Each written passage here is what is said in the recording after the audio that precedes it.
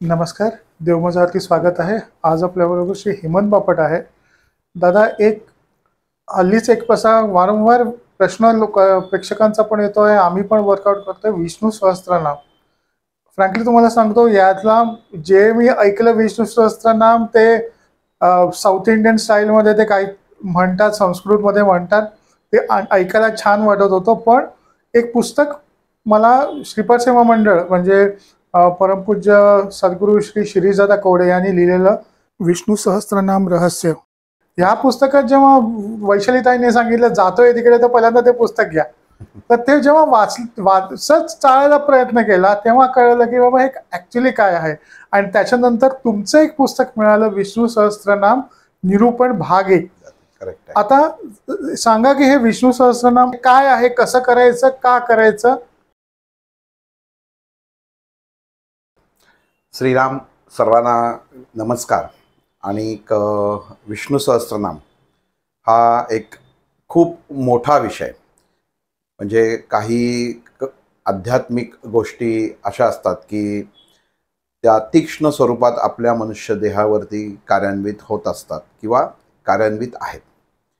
यातील विष्णू सहस्त्रनाम हे जर आपण बघितलं तर आत्ता तुम्ही जेव्हा हा व्हिडिओ बघाल तर 100पैकी 97 लोक विष्णू सहस्त्रनाम रोज त्याचं पठण करत असतात, म्हणत असतात.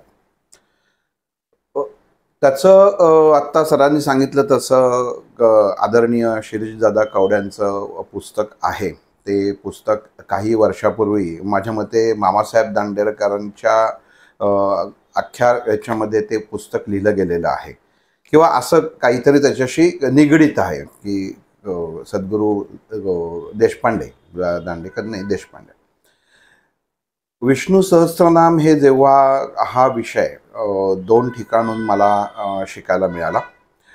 पहिला म्हणजे आदरणीय शंकराचार्य विधुशेखर कुडली पीठाचे शंकराचार्य होते, देहात आता नाही आहेत. आणि दुसरं की आध्यात्मिक दृष्ट्या आणि सर्वसामान्य लोकांना कळेल असं जे माझ्या गुरूंबरोबर ह्या काही भागाचं बोलणं झालं. वास्तविक असा आहे की एखादा आपण जे भीमरूपी स्तोत्र असो, राम स्तोत्र असो, श्रीराम स्तोत्र असो, त्याच्यानंतर विष्णू सहस्त्रनाम आहे, हनुमान चालीसा आहे, तर या स्तोत्रांचं विशेष असं कधी माझ्या गुरूंबरोबर माझं बोलणं झालं नाही. पण आपण एखादं विषयाची चर्चा करत असताना तो विषय फिरून आपल्या समोर येतो की ह्याचा सर्वसामान्य जीवनाशी, जीवन जगत असताना कसा संबंध येतो किंवा काय आहे. एका ओळीत जर सांगायचं झालं तर विष्णू सहस्त्रनाम ही करोनामध्ये जशी एक डोलो गोळी होती, डोलो 650, ही गोळी, किंवा H1N1 मध्ये ती टॉमी फ्लू गोळी होती, की ही गोळी घ्या किंवा डोलो 650 घ्या, तसं हे विष्णू सहस्त्रनाम आपल्या देहावरती काम करतं. मी त्याचं प्रत्येक जे विष्णूचं नाम आहे ह्याचा वेगळा करायचा आमच्या गुरूंच्या आज्ञेनीच प्रयत्न केला. त्याचं कारण पहिलं सांगतो की 1000 नावं आहेत विष्णूची. आणि ही 1000 नावं, जसं म्हणजे तेव्हा त्यांनी मला ज्या भाषेत समजवलं तेच उदाहरणांसकट मी आत्ता मला आठवते, मी आपल्याला सांगतो की आपण औषधाच्या दुकानात जेव्हा जातो तेव्हा आपल्याला एकच औषध हवं असतं. आपल्याला रोग असा धरून चाला की माझं पोट दुखतंय, तर त्या पोटदुखीसाठी मला औषध हवं आहे आणि मला कुठलं औषध घ्यायचं याचं नाव माहीत नाही आहे, पण समोर स्टोअर उघडा आहे, म्हणजे समोर सगळी औषधं ठेवलेली आहेत, पण त्यातलं मी कुठलं घ्यायचं हे मला माहीत नाही. मग अशा वेळी काय करतो की आपण एकतर सर्वसाधारण अंदाज बांधायला सुरुवात करतो की कुठल्या, पहिलं नाव बघतो की त्या नावावरती काही आपल्याला कळतंय का. दुसरी गोष्ट, त्याच्या खाली काही लिहिलं आहे का, म्हणजे तापासाठी, पोटासाठी आहे, असा दुसरा प्रकार करतो. पण जेव्हा तिथं काहीच नाही मिळत तर तेव्हा आपण थोडंसं कन्फ्युजन होतं. आणि असं नाही होत की आपण सगळी औषधं खाल्ली आहेत, त्याच्यात आहे पण सगळी औषधं खाल्ली आहेत. तर आपल्याला जे योग्य आहे ते आपण मिळवणं किंवा आपल्याला ते मिळणं गरजेचं आहे.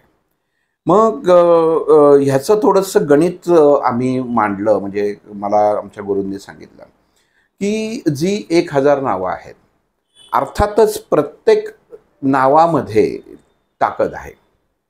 इथं मी विष्णू नाव असं मुद्दामून म्हणतोय, नाम म्हणत नाहीये. त्याचं स्पष्टीकरण देतो नंतर. पण नाव एवढ्यासाठी म्हटलं की ह्या नावांमध्ये, प्रत्येक नावामध्ये एक ताकद आहे. आणि मला कुठली ताकद हवी आहे किंवा मला कुठलं जीवनसत्व हवं आहे की ज्यांनी माझा देह उत्तम राहणार आहे.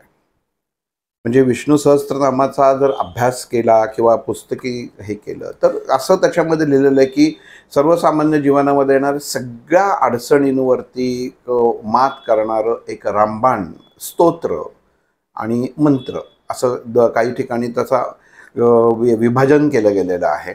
तर त्याचा उपयोग केला जातो. पण फक्त माझे गुरु म्हणायचे की तुम्ही पहिल्यांदा अवस्था आणूनच का देता. म्हणजे संकटानं जर तुम्ही संकट म्हणून कायम आपलं देवाला पोलीस ठेवल्यासारखं आहे. म्हणजे की कायमच अडकून ठेवायचं की मी चुका करणार, मला थोडंसं सहनशक्ती नाही, माझ्या जे काही घडलंय माझ्या जीवनामध्ये त्याचा विचार नाही, आणि फक्त मला चांगलंच पाहिजे. आणि त्याचं सोल्युशनसाठी तुम्ही ह्या स्तोत्रांच्या पाठीमागे जातात. फक्त विष्णू सहस्त्रनाम नाही, अजून बरेच जण मारुतीचं हनुमान चालीसा सुद्धा नित्य वाचणारे आहेत. तर हे वाचताना फक्त तुम्ही जर मला काहीतरी पाहिजे आणि माझे जीवनातल्या अडचणी दूर व्हाव्या आणि जी माझी उत्तम स्थिती आहे ती कायम राहावी ह्याच्यासाठी जर वाचलत ना तर तो स्वार्थीपणा होतो. असं त्यांचं म्हणणं अगदी नंतर विचार केल्यावर ते पटलं की आपण देवाला का सारखं सांगायचं आहे. पण उगाचच जाऊन आपण ती औषधं खरेदी करतो का की माझ्याकडे पैसे आहेत आणि मग मी मनुष्य आहे, मग मला तो रोग होऊ शकतो म्हणून आत्ताच मी खरेदी करून ठेवतो. तर तसं नाही आहे. मग ह्याच्यात काय आहे की आपला देह उत्तम कसा ठेवता येईल हा पहिला विचार करणं गरजेचं आहे. आणि ही सगळी म्हणजे भगवंतांनी आपण म्हणतो ना की आपल्या शास्त्रांनी आपलं मनुष्य जीवन जगताना दिलेली सगळी एक सोल्युशन्स देऊन ठेवलेली आहेत की उपाय काय करावे. हे सगळे शास्त्रीय सांगताना सांगत आलेले आहेत की ह्या मार्गाने तुम्ही तुमचं जीवनाचे गाड्या व्यवस्थित हाकू शकता. मग त्यांनी मला जेव्हा सांगितलं की हे पुस्तकाचं जेव्हा आपण म्हणतो की एक सूत जेव्हा एखादी दोरी तयार होते तर ती एक एक सुताने ती दोरी तयार होते. जोपर्यंत ते सूत असतं तोपर्यंत ते आपण तोडू शकतो. पण जेव्हा ते गुंफलं जातं तेव्हा त्याचा एक दोरखंड बनतो आणि मग तो दोरखंड तोडणं अवघड असतं. मग हा दोरखंड म्हणजे विष्णू सहस्त्रनाम की ही 1000 सूत एकमेकांमध्ये गुंफून योग्य तऱ्हेने गुंफणं. त्याला गुंफणं असं एवढ्यासाठी म्हटलं की ही जेव्हा भीष्माचार्यांनी ह्याचं वर्णन, आता हे भीष्माचार्यांनी केलं का महर्षी वेदव्यासांनी केलं हा एक प्रश्न आहे. पण तो त्याच्यावरती जास्त खोलात न जाता, कारण काही ठिकाणी जसं आपण अभ्यास करत जातो तसं वेगवेगळे त्याच्यावरती प्रत्येकाचे विचार आहेत. कारण शेवटी रचलंय कोणी तर व्यासमुनींनी रचलेलं आहे. म्हणजे शेवटचं जसं म्हणतो की आपण शेवटचं फायनल टच कोणी दिलेला आहे तर व्यासांनी दिलेलं आहे. म्हणजे त्याच्यात त्यांनी फेरफार केलेला असू शकतो त्यांच्या ज्ञानबुद्धीच्या अनुसार, कारण ते ज्ञानाचे शिखर होतं. आणि ही जी गुंफण आहे म्हणजे एखादं जर स्तोत्र किंवा आपण मंत्र म्हणतो की तर ती कसंही म्हणून चालत नाही. त्याची एक चाल हवी, गाण्याची जशी चाल असते, कवितेची चाल असते. तर त्याची गुंफण आणि उच्चारताना त्याचा उच्चार सहजतेने व्हावा. म्हणजे काही आपण ह्याचं सुब्बा लक्ष्मीजींचं स्तोत्र किंवा मंत्र तिरुपती बालाजीचं ऐकतो, ते ऐकताना आपल्याला सुंदर वाटतं. किंवा शिवतांडव स्तोत्र आपल्याला ऐकताना सुंदर वाटतं. पण जेव्हा ते आपण म्हणायला जातो तर ते आपल्याला म्हणता येत नाही. मग त्याचा उच्चार काय, दाब काय. मग आता आपल्याला माध्यमांमार्फत त्याच्या खाली म्हणजे तो छंद कुठला आहे, त्याच्या म्हणजे किती अक्षरं, छंद म्हणजे किती अक्षरं उच्चारली की थांबायचं, असं त्याला छंद त्याला म्हणतात. तर त्याच्या अनुसरून आपण आत्ता ते शिकू शकतो. पण तेव्हा ही सोय तेव्हापासनं जेव्हा हे विष्णू सहस्त्रनाम स्तोत्र लिहिलं गेलं. विष्णू सहस्त्रनाम नामावली वेगळी आणि स्तोत्र वेगळं, म्हणजे तीच नामं आहेत, पण ती जी उत्तम प्रकारे गुंफलेली आहेत आणि ती उत्तम प्रकारे केलेली जी रचना आहे त्याला विष्णू सहस्त्रनाम स्तोत्र म्हणतात, की जे तुम्ही त्याचं पठण करू शकता सहजतेने. जे महर्षी व्यासांनी किंवा आपण भीष्माचार्यांनी युधिष्ठिराला जेव्हा सांगितलं तेव्हा हे त्याचं असं ह्या पद्धतीने म्हणावं असं काही ठिकाणी उल्लेख त्याचा आहे. पण माझ्या गुरूंनी सांगितलं की तू असं कर की प्रत्येक नामाचा अभ्यास कर, या नामाचा अर्थ काय, आणि त्या नामाचा अर्थ करून तेवढंच नाम आपण घ्यायचं. म्हणजे आपण म्हणतो की गोंदवलेकर महाराजांनी 100 मंत्र सांगितले नाहीत. श्रीराम जय राम जय जय राम हा एकच सांगितला की तुम्ही तेवढं म्हणा, पुरेसं आहे. तसं आता म्हणजे आता महाराजांनी हा मंत्र सांगितला, मग अमुक दुसऱ्या महाराजांनी दिगंबरा दिगंबरा सांगितला, मग अजून कोणी ओम नमो भगवते वासुदेवाय नमः सांगितला. तुम्ही कुठलं कॉलेजमध्ये ॲडमिशन घेताय, हे कॉलेज आहेत, तर तुम्ही कुठल्या कॉलेजमध्ये ॲडमिशन घेताय तुमच्या बुद्धीप्रमाणे त्याप्रमाणे ठरतं. की मला जर 40-50% मार्क पडलेत तर तुम्ही मला हायर कॉलेजमध्ये जाऊन तुम्ही ॲडमिशन वशिलाने घ्याल, पण तुम्हाला शिकता येणार नाही, कारण तुमची तेवढी बौद्धिक आकलनता नाही. मग हे सगळ्या शाखा आहेत. मग एखादं मोठं झाड असतं तर या झाडाच्या या सगळ्या ब्रँचेस आहेत, आणि हा झाडाचा बुंदा किंवा झाड जे आहे ते विष्णू आहे, म्हणजे स्थितीचा स्वामी. विष्णू का, तर स्थितीचा स्वामी, त्याच्याकडे सगळी ऑथॉरिटी दिलेली आहे. म्हणजे ब्रह्मा विष्णू महेश म्हणजे उत्पत्ती स्थिती आणि लय. नुसती उत्पत्ती करून चालणार आहे का? तुम्ही कारखान्यामध्ये एखाद्याचं नुसतं त्या मटेरियलचं प्रोडक्शन करून चालणार आहे का? तसं तुम्हाला ते मार्केटमध्ये विकणं म्हणजे ती स्थिती, म्हणजे ते शब्द नीट समजून घ्या, सोपं लक्षात यावं म्हणून उदाहरण सांगतो की ती त्याचं मार्केटमध्ये कसं चालेल, म्हणजे ती मार्केट स्थिती काय आहे, तर ती बघून मग नंतर ती तुम्ही विकता, आणि मग ती वापरून नंतर त्याचं नाश होतो, म्हणजे ते बदलतो. स्थिती महत्त्वाची असते, उत्पत्ती होतच राहते. एखादी गोष्ट आपण बागेमध्ये लावतो, आपलं लक्षही नसतं, मग कुंडीमध्ये काही वेळा आपण असं की झेंडूची फुलं टाकतो, आपलं निर्माल्य जे येतं तेव्हा आपल्या कुंडीमध्ये एखादं फूल पडतं आणि त्यातनं बरोबर छोटंसं रोप उगवतं. आता जो रोप उगवतं तोपर्यंत आपण निष्काळजी असतो, भस्कन पाणी होत काही काही गरज नसते. पण जेव्हा ते रोप उगवतं तेव्हा आपल्याला कळतं की अरे किती छान, म्हणजे आपलं मन विचार करतं की आता हे मोठं होईल, ह्याला छानपैकी झेंडूची फुलं येतील. म्हणजे जे अजून उगवलं नसतं ते आपण तेव्हा पाहतो आणि त्या अनुषंगाने त्याची जोपासना करायला सुरुवात करतो.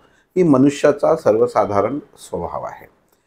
मग त्यांनी असं सांगितलं मला की ही जी विष्णू 1000 नावं आहेत त्यातली ही ह्या औषधांसारखंच आहे की कुठलं मला धार्जिन आहे हे शोधणं खूप गरजेचं आहे. कारण आपण 1000 वेळा त्या विष्णू तत्वाचा उच्चार करणं, मग तुम्ही नुसतं ओम विष्णवे नमः जरी म्हटलं तरी ती 1000 नावं इज इक्वल टू ओम विष्णवे नमः एवढं सुद्धा होतं. पण का केलंय? गहू आणला, त्याची म्हणजे आता तांदूळ पिकवला, त्याची पिठी केली, मगच मोदक झाले ना.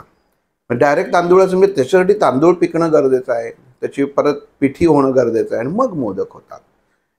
म्हणजे मी नुसतं तांदूळ खाल्ला तर मोदक खाल्ल्यासारखं होत नाही, पण मूळ तिथं आहे. मग विष्णू हे मूळ आहे, आणि मग त्याच्या ही जी नावं आहेत ही त्याच्या वेगवेगळ्या ब्रँचेस आहेत की कुठल्या ब्रँचमध्ये काय मिळणार, कुठल्या ह्या ठिकाणी आपल्याला काय जे घ्यायला जायचं आहे ते तिथं मिळणार. चितळ्यांकडे तुम्ही जाऊन सांगितलं मला अर्धा किलो तिखट मीठ द्या आणि हळद द्या, तर ते म्हणतील नाही आम्ही ते विकत नाही, पण त्याच्यापासनं बनवलेले पदार्थ विकतो. म्हणजे काय झालं की प्रत्येक ठिकाणी प्रत्येक गोष्ट ही ठरवून दिलेली आहे की कुठली गोष्ट कुठं उत्पन्न होणार, ती कुठं विकली जाणार. तसं विष्णू सहस्त्रनामामधली ही जी नामं आहेत ही तशी आहेत की प्रत्येक नामाचं एक वैशिष्ट्य आहे. आता बघा, विष्णू सहस्त्रनामाचा जर अर्थ बघितला तर विष्णू सहस्त्र हजार नाम, अगदी सरळ अर्थ आहे. पण माझ्या गुरूंनी त्याचा अर्थ वेगळा काढला. मला शिकवताना म्हणले विष्णू सह अस्त्र नाम.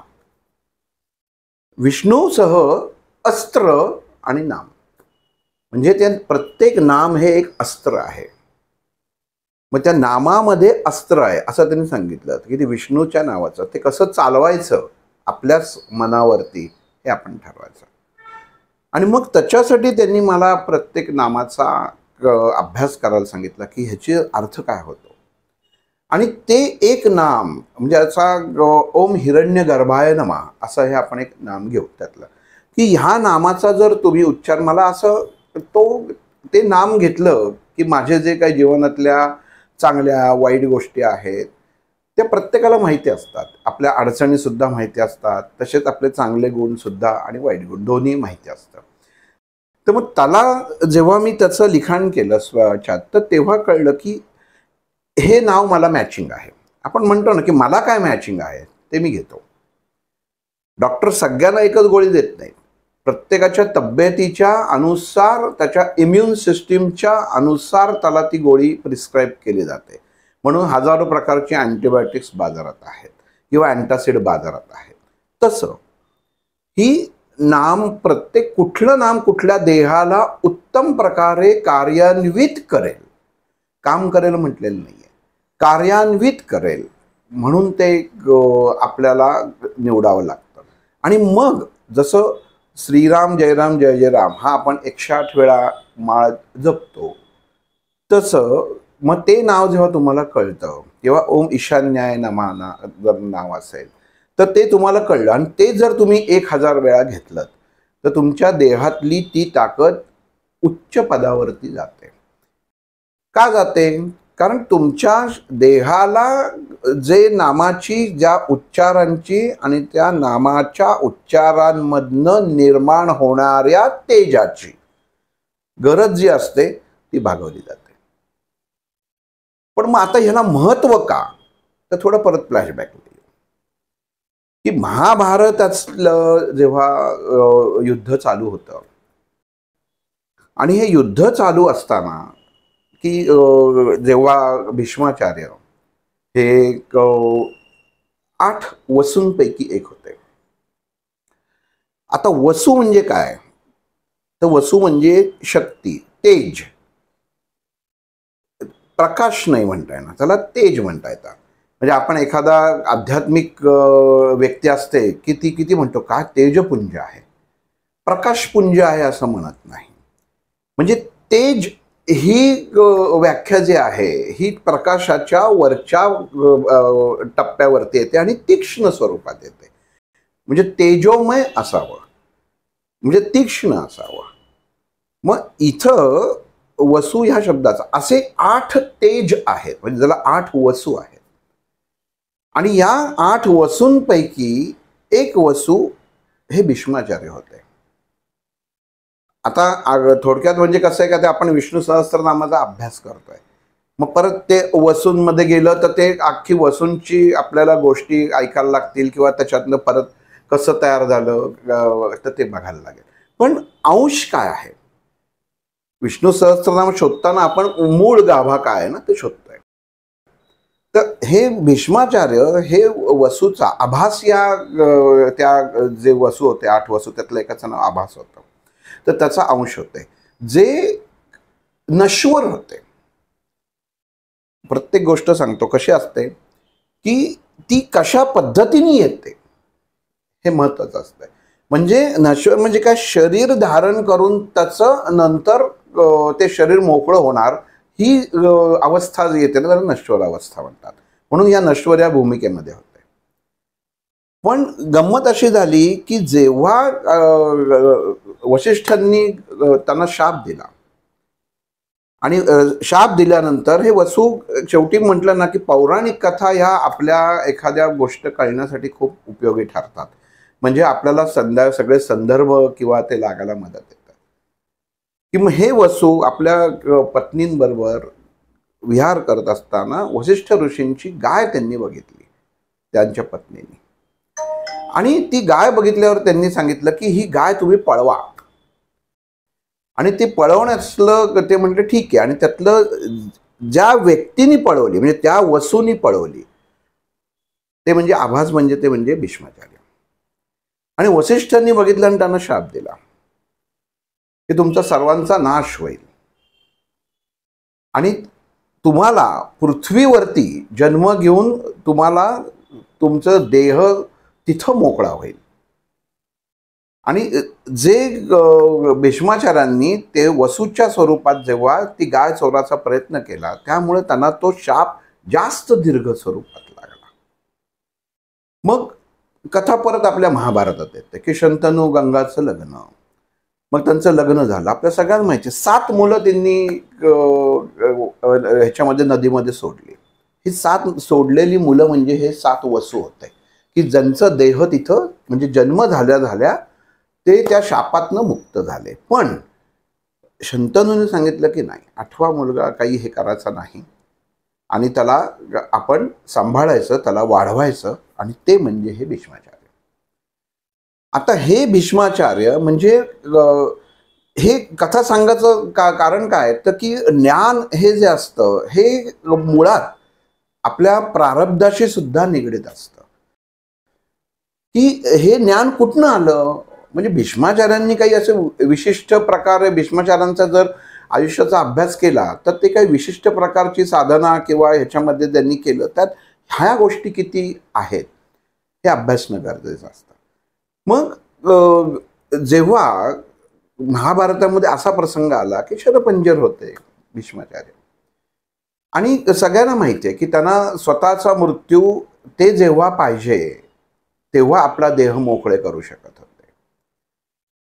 पण भगवंतावरती विष्णूच्या प्रेमापोटी कृष्णाच्या प्रेमापोटी त्यांना माहिती होतं की हा विष्णूचा अवतार आहे आणि विष्णूचे निस्सम भक्त.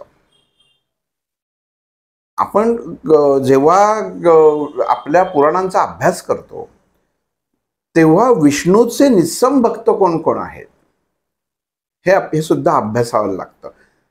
म्हणजे त्यातनं बऱ्याच गोष्टीचा उलगडा आपल्याला होतो की ज्या आपल्या घरापर्यंत आपल्या रोजच्या जीवनापर्यंत येऊन थांबतात किंवा पोचलेल्या असतात. आणि त्यातले एक म्हणजे आपण म्हणतो ना की एखाद्या आपण सद्गुरूंकडे येतो की नाही सद्गुरू समोर येत ना तोपर्यंत मी काय हालत नाही. मग सद्गुरू गेलं की मी उठतो. आपण बघा सर्व अगदी सामान्य गोष्ट आहे ही. एखादे मोठे विभूती येतात आणि त्यांच्यासमोर आपल्याला बसायला मिळतं आणि आपण म्हणतो की असं म्हणत नाही की चला मी आता उठून जातो यांच्यासमोर. तर नाही, ते जोपर्यंत आहेत आपल्यालाही मनात आनंद होतो की एवढ्या मोठ्या विभूतींच्या सहवासात साथीत आपल्याला राहायला मिळत आहे. ही एक भक्ताची त्या गुरुप्रती असलेली ओढ आणि प्रेम असतं. मग तसं प्रेम या शरपंजर भीष्माचार्यांना श्रीकृष्णाच्या बाबतीत होतं. आणि ती ताकदच म्हणजे भक्तीची ताकद सुद्धा किती असावी की ज्यांनी हे युद्ध व्हायच्या अगोदर मी हातात शस्त्र धरणार नाही त्याला भीष्माचार्यांनी एवढं नामोहरम करून सोडलं होतं सगळ्यांना की त्यांना त्या रथाचं चाक घेऊन भीष्माचार्यांवरती धावून आले होते आणि तिथं मग शस्त्र ठेवलं गेलं. महाभारत वाचताना घटना कशी घडली आहे आणि कशा पद्धतीने घडली हे वाचणं सुद्धा गरजेचं असतं. तेव्हा आपण अशा स्तोत्रांच्या मुळाशी येऊन बसतो.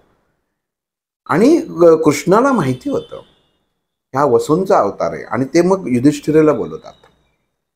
युधिष्ठिर तेव्हा त्यातल्या त्यात आपण म्हणतो ना मोठाई ज्ञानी आणि शांततेने मार्ग काढला. आणि मुख्य कसं असतं आज आपण रोजच्या आपण म्हणतो की आपण बाहेर गेलो एखादा म्हणतो अरे तुला कळलं का हे असं झालं तर त्याला म्हणतो खरं. मी त्याला विचारतो खरं म्हणजे तो सांगत असतो तरी आपण त्याला विचारतो खरं का. म्हणजे प्रमाण काय खऱ्याचं? तर युधिष्ठिर. कारण असत्य बोलायचं नाही. मग श्रीकृष्णाने युधिष्ठिराला या 5 याच्यामध्ये अर्जुनाला निवडलं नाही, भीमाला निवडलं नाही, नकुल सहदेवाला निवडलं नाही, ह्यालाच निवडलं.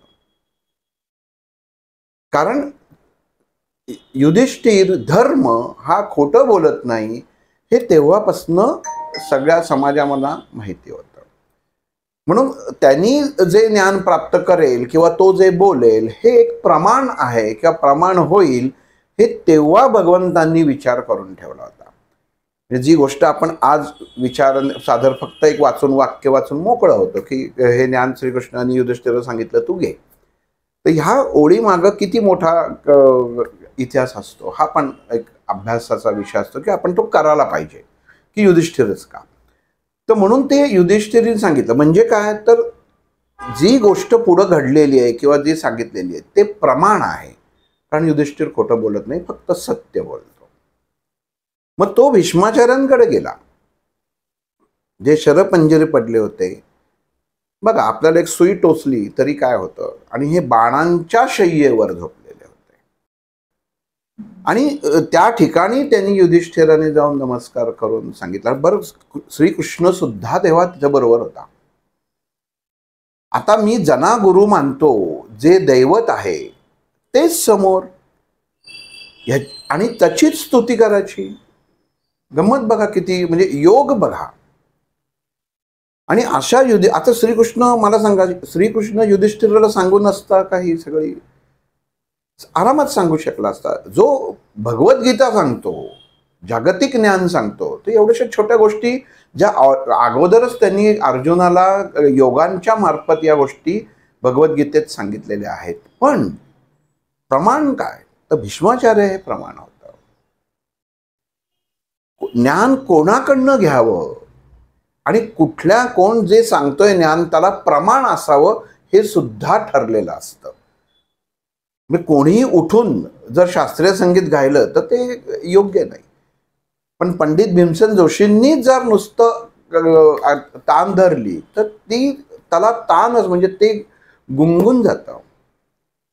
मग तसं ज्ञानाचं आहे. कोणाकडनं ज्ञान घ्यावा? सगळ्याच ठिकाणी आपल्या म्हणजे युनिव्हर्सिटीचे प्रिन्सिपल जाऊन सगळ्या वर्गामध्ये सगळं ज्ञान देत नाही. त्याच्यासाठी वेगवेगळे शिक्षक असतात. ह्या विषयाचा हे शिकवतात, त्या विषयाचा ते शिकवतात. मुख्याध्यापक येत नाहीत.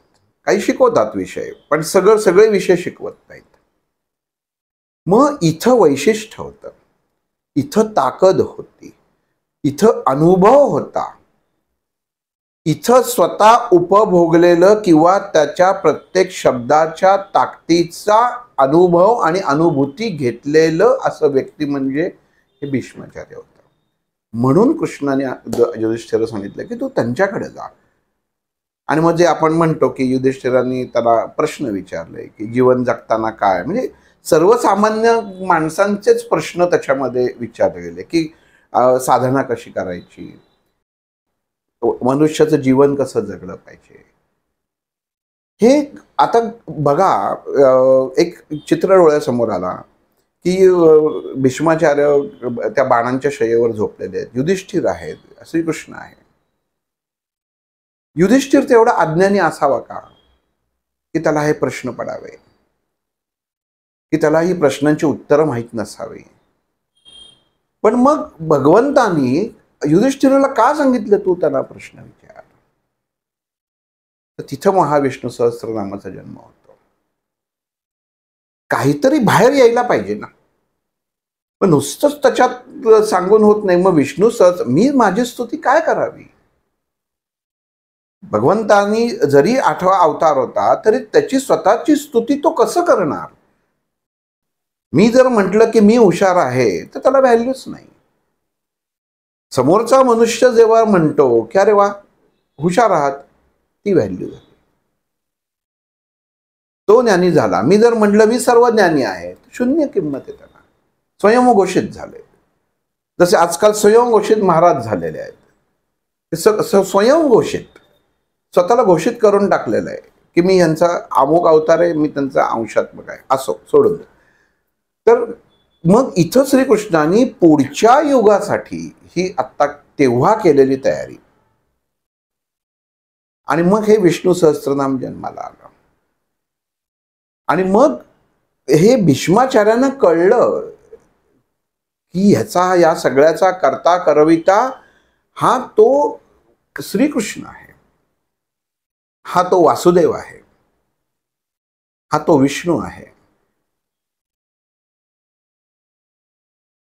हा तो कृष्ण आहे जो समोर आहे, हा तो वासुदेव आहे जो त्या 33 कोटी ज्यांच्यामध्ये असतो त्या गायींमध्ये रमलेला आहे, आणि हा तो विष्णू आहे जो स्थितीचा स्वामी आहे. ह्या तिन्ही अवतारांमध्ये, ह्या तिन्ही गुणांमध्ये असा संमिश्र असा हाच तो अंश म्हणजे स्थितीचा स्वामी विष्णू. त्याचं मला वर्णन करायचं आहे. म्हणजे भीष्माचार्यांना किती आनंद झाला असेल.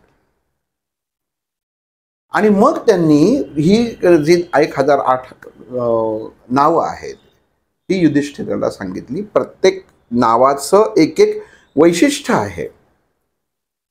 आपल्या काही जणांनी आपल्या बाजारामध्ये विष्णू सहस्त्रनामाची नामावली मिळते.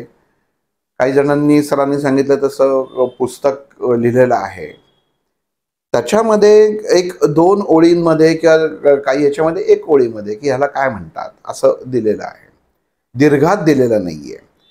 पण दीर्घात आपण वाचणं गरजेचं आहे. कदाचित तेव्हा वाचलं असेल, व्यासांना तेव्हा वाटलं नसेल की अगदीच एवढं स्पष्ट करून 1000 नामांचं आपण विश्लेषण करावं. कारण एखादी गोष्ट छान आहे म्हटल्यानंतर त्या छानचं तुम्ही अजून एक्सप्लेनेशन करू शकत नाही. ते छानच आहे. मग तसं प्रत्येक नामाची जी ताकद आहे, ते नाम काय आहे ह्याची गुंफण तेव्हा भीष्माचार्यांनी केली. म्हणजे विष्णू सहस्त्र ही 1000 नावं होतीच. म्हणजे काही ठिकाणी असं आता, आणि त्याची मार्केटिंग, आजच्या भाषेत शब्द मार्केटिंग चुकीचा वाटेल, पण मार्केटिंग किंवा समाजापर्यंत पोहोचवणं तेव्हा सर्व नारद मोदींनी केलेलं आहे. आणि ह्या विष्णू सहस्त्रनामाचा काही भाग हा आपल्या पद्मपुराणामध्ये पण आहे आणि मत्स्य पुराणामध्ये पण आहे. जिथं त्याचा वापर, म्हणजे सगळा नाही, जिथं जसा जसा त्यातल्या शब्दांचा, नामाचा वापर होतो तसं तिथं त्याचा वापर करून त्या पुराणांमध्ये घेतलेला आहे. आणि हे नारद मुनींनी समाजापर्यंत आणलेलं आहे की विष्णू सहस्त्रनाम वाचा बरं का. कोणीतरी सांगायला पाहिजे ना. आज ह्याच्यामध्ये आपण 100 आपल्याला डिजिटल व्यवस्था आहे, तेव्हा नव्हती. तेव्हा नारद मुनी हेच व्यवस्था होती आणि ब्रह्मर्षी होते. ते शब्दाची व्हॅल्यू, त्यांच्या कोणाच्याही शब्दाची व्हॅल्यू असं नव्हतं, शब्दाची व्हॅल्यू. आणि मग हे विष्णू सहस्त्रनाम जेव्हा भीष्माचार्यांनी युधिष्ठिराला सांगितलं तेव्हा ते समाजापर्यंत आलं. पण त्याची गुंफण नीट नव्हती. ती गुंफण म्हणून म्हटलं की भीष्माचार्यांनी ती गुंफण केली असं काही ठिकाणी लिहिलेलं आहे, तर काही ठिकाणी व्यासांनी केलं ते असं आहे. म्हणजे आपण आता सगळ्यांच्या घरी गणपती बसलेले आहेत. आपण गणपतीची तयारी करायला जातो, बाबू घेऊन चौकात जातो, छानपैकी सगळे मस्त दुर्वा फुलं, मोगऱ्याची फुलं, चाफ्याची फुलं, गुलाबाची फुलं, अशी सगळी फुलं घेतो. पण तुम्ही एक डोळ्यासमोर असा भाग आणा की एका बाजूला सगळे गुलाबाची फुलं लावली आणि एका बाजूला सगळे चाफ्याची फुलं लावली, तो हार कसा दिसेल? हार तुम्ही उत्तम आहे, हारच आहे, फुल तेच आहे, पण दोन्हीमध्ये विभिन्नता आहे. पण एक गुलाबाचं फूल, एक चाफ्याचं फूल, एक अजून तिसरं फूल असं जर केलं तर तो हार किती सुंदर दिसेल, ते गुंफणं किती सुंदर दिसेल. आणि हे गुंफलेलं आपलं मन, आपली नजर किती क्षणात स्वीकारू शकेल. अर्थ असा की विष्णू सहस्त्रनामातली नामं होती, पण ती व्यवस्थित गुंफणं ज्याला म्हणतात की जी एका म्हणजे कुठल्या पाठीमागं पुढं मागं पुढं आलं पाहिजे ह्याची गुंफण जी झाली की जी पुढे समाजाला उच्चार करताना सोपं जाईल ही महत्वाची होती, ती या दोघांपैकी एकाने केली. पण काही ठिकाणी असं म्हणतात की व्यासांनी केलं, कारण व्यासांनीच शेवटी समाजापुढं वेदांच्या मार्फत हे आणलेलं आहे.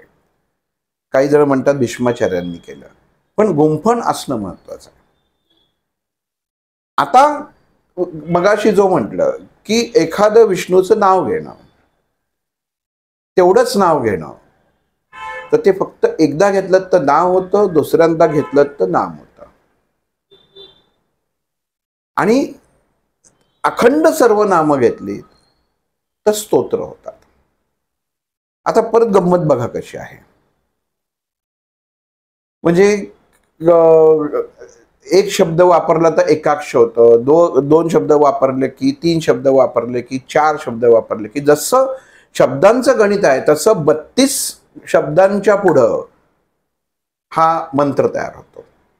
मंत्र कुठलाही जरी असला ना, म्हणजे आपण जर म्हटलं श्रीराम तर हा मंत्र नाही होत, हे नाम होतं. मग श्रीराम जयराम जय जय राम ह्याच्यात जर 32 अक्षरं असेल तरच तो स्तोत्र मंत्र होतं. पण त्याच्यात जर 32 अक्षरं नसतील तर ते होत नाही, मग ते नाम म्हटलं जातं. मग नामासाठी त्याचा वापर केला जातो. मग ही विष्णू सहस्त्रनाम का म्हणतात, तर 32च्या पुढे अक्षर आहेत म्हणून त्याला स्तोत्र म्हणजे विष्णू सहस्त्रनाम स्तोत्र असं म्हटलेलं आहे. आणि मग ह्याचा प्रत्येकाचा उच्चार, प्रत्येकाचा एक प्रकारचं असलेला विशिष्ट दाब हा तुमच्या देहावरती काम करतो. मग इथं थोडं आमचं जेव्हा माझ्या गुरूंशी बोलणं झालं, आमचं जेव्हा बोलणं झालं, तर तेव्हा ते असं काय म्हणले की ज्याचा एखाद्या शब्दाचा आपल्याला गरज नसते आणि त्याचा जर उल्लेख झाला किंवा त्याचा आपल्या कानापर्यंत त्याचा आवाज गेला, ध्वनी आला, तर आपलं शरीर चुकीच्या पद्धतीने प्रतिसाद द्यायचा, रिॲक्ट होतं. म्हणजे एक असं उदाहरण सांगतो की आपल्या घरामध्ये काम करत असताना एखाद्या भांड्याचा वा घासल्याचा आवाज असला कुई असा आवाज येतो भासल्याचा, किंवा एखाद्या माईकचा हे करताना एकदम ती हाय फ्रिक्वेन्सी येते, कुई आवाज येतो आणि आपण लगेच कान झाकतो. त्याचं कारण काय की तो शब्द तुमच्या शरीर देह धारण करू शकत नाही, त्याचं ते रिफ्लेक्शन असतं. मग म्हणून त्यांनी मला सांगितलं इथं अभ्यास कर. बरं, हे अभ्यास करताना मारुतीरायांचा याच्याशी संबंध आहे. म्हणजे विष्णू सहस्त्रनामामध्ये ही जी सगळी विष्णूचा याच्यामध्ये म्हणजे फक्त स्थिती असून उपयोग नाही, अग्नी पाहिजे. मग परत गणित पाठीमागं भीष्माचार्यांपर्यंत येतं, परत गणित पाठीमागं वसूंपर्यंत येतं, उत्पत्तीपर्यंत येतं. मग हे वसू म्हणजे तेज. मग तेजामध्ये काय येतं, तर अग्नी येतो. आणि मग अग्नी आला की वायू पण आला. म्हणजे तुम्ही घरामध्ये गॅस आहे, गॅस आपण म्हणू की हे वायू तत्व, वायू आहे, गॅस आहे, आणि अग्नी पण आहे. पण दोघांचंही एकमेकांचं जर एकत्रीकरण करून तुम्हाला जर ज्योत दाखवायची असेल तर तो गॅसही चालू करायला लागतो आणि अग्नीही तुम्हाला प्रज्वलित करायला लागतो, तेव्हा तुम्हाला ती ज्योत दिसते. पण नुसतं दोन्ही जर बंद असेल, गॅस बंद आहे आणि लायटर बाजूला आहे, तर त्याच्यात काहीच उपयोग होणार नाही. आणि मध्ये तुम्हाला तो स्विच असतो ज्याने आपण त्याला गॅस चालू करणं म्हणतात. मग हा जो मध्ये जो स्विच आहे हा विष्णू आहे, हे विष्णू तत्व आहे. मग ज्याची अग्नीची उत्पत्ती, बरं आता इथं कसं केलंय त्यांनी की स्थितीचा स्वामी विष्णू आहे, पण देहामध्ये जर अग्नीच नसेल, वायूच नसेल, आज विष्णू सहस्त्रनाम म्हणताना देहामधला अग्नी सुद्धा उत्तम लागतो. मरतुकड्या आवाजामध्ये जर म्हणलात तर ती देवताही म्हणेल अरे काय ह्याच्यामध्ये काय हा म्हणतोय, रटाळ आहे. तेज पाहिजे. असं चेहरा टाकून जर असं म्हटलात तर ते नाही चालणार. चेहऱ्यावरती तेज हवं, प्रकाशनी तेज हवं. मग तेजासाठी देहाची धारणा हवी, म्हणजे देह आपल्याला उत्तम प्रकारे धारण करता आलं पाहिजे. म्हणून परत तिथं जातो तुम्ही तुमच्या प्राणायामावर. म्हणून विष्णू सहस्त्रनाम म्हणताना पहिल्यांदा प्राणायाम करणं. मी माझ्या गुरूंची चर्चा होऊन काय पुढं आलंय मी ते सांगतोय. पण ह्या दोन्ही गोष्टींचा नंतर विचार केला तर गीता प्रेस गोरखपूरच्या काही पुस्तकांमध्ये याचा संदर्भ मिळतो आहे. तर विष्णू सहस्त्रनाम कधी म्हणावं तर नुसतं त्याच्या देवाच्या मध्ये बसल्यानंतर म्हणून आपला देह आधी तयार करणं गरजेचं आहे. उत्तम देह, तेज, उच्चाराचं तेज, आणि मग त्याच्यासाठी प्राणायाम गरजेचा आहे. प्राणायाम का गरजेचा आहे तर देह स्थिर करण्यासाठी. आपण म्हणतो ना एखाद्याचं बीपी वाढतं, डॉक्टर म्हणतात जरा थांबा, दीर्घ श्वास घ्या, 2 मिनिटं बसा. का तर देहामधली आपलं सर्क्युलेशन जे असतं ते जे वाढलेलं असतं ते शांत होतं, म्हणजे देह शांत होतो, आणि मग ते त्याचं ब्लड प्रेशरचं रिडिंग घेतात. मग तसं हे अस्त्र आहे. असं कुठल्या ह्याच्यामध्ये तुम्ही बघा, आपण सिरियल बघितलेलं आहे, कारण आता आपण हा आधार हाच घ्यायला लागणार. रामायणाच्या सिरियलमध्ये कोणी असो, राम असो, लक्ष्मण असो, त्याच भात्यातनं तो बाण काढला, अस्त्र ते काढलं तर काय लगेच आणलं सोडायचं नाही. ते त्याला आवाहन करायचं. त्या आवाहन केल्यानंतर त्याच्यामध्ये तो अग्निदेवता निर्माण व्हायची, वायुदेवता निर्माण व्हायची.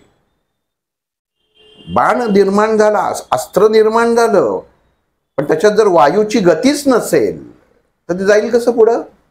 अग्नी निर्माण झालं, तिथंच फुटेल.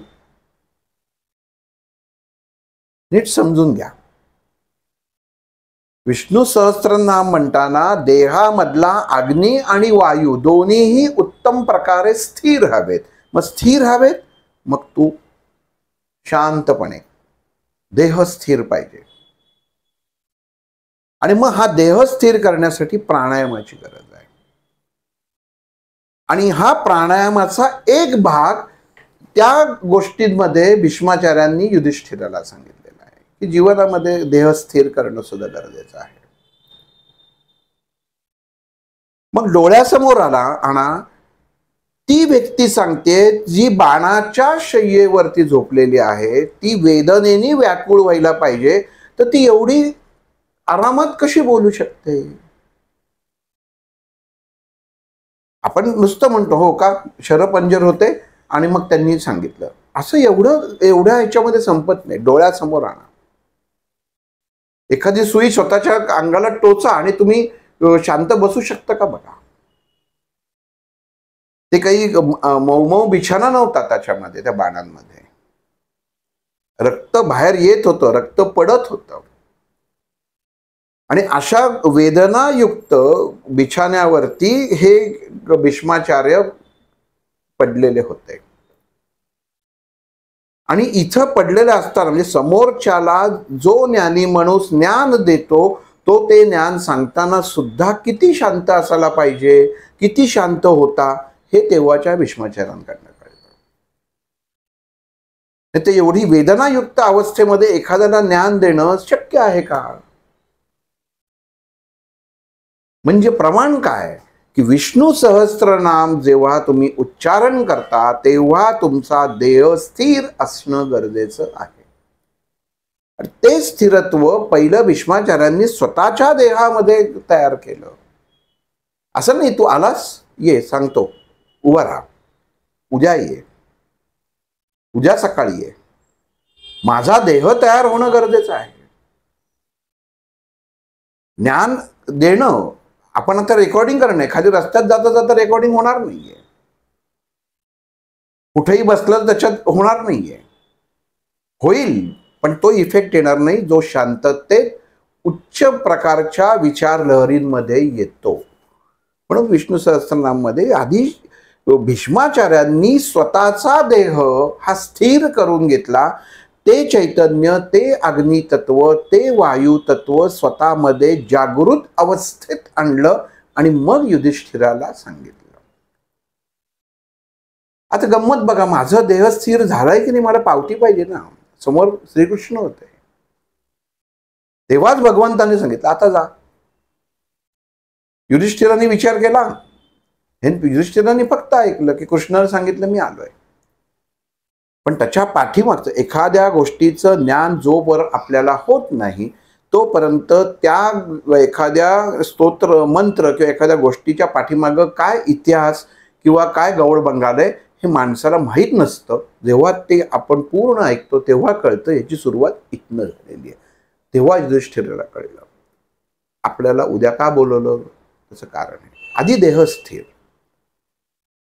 मग आपण नित्य पठण करताना आपला देह स्थिर असणं, म्हणून प्राणायाम हा सांगितलेला आहे. झोपेत, गादीत, खुर्चीवर बसून, सोफ्यावर बसून, कुठेही कसंही नाही चालणार. नियम आहेत, नियम दिलेले आहेत. आणि तो नियम त्या वसूने दिलेला आहे, त्या तेजाने दिलेला आहे. वसू इज इक्वल टू तेज. हे ऐकताना लक्षात ठेवा. म्हणजे लक्षात येतं की शब्द कुठनं बाहेर पडतायत, तेजातनं बाहेर पडतायत. आणि ज्यांना 33 कोटी देवांचं अनुमोदन आहे. म्हणून आपण एक लक्षात घ्या, आपण कधी विचार करतो की दिवाळीच्या आधी वसुबारस येते का? गाईला आणि त्या गाईच्या वासराला आपण पूजन केलं जातं असं. मग वसू म्हणजे तेज. त्या तेजाचं पूजन कुठं आहे? अनुमान काय? गाय. प्रमाण काय? गाय. हिच्यामध्ये 33 कोटी देवतांचा म्हणजे त्या प्रत्येक गुणाचा वास आहे. देव म्हणजे देव बसलेले नसतात. त्या प्रत्येक जे देवताचे, प्रत्येक देवतेचे एक एक गुण आहे. ते सर्व गुण त्या गायीच्या अंगामध्ये आहेत. म्हणून तिचं पूजन करायचं. आणि तिच्यात तेज आहे.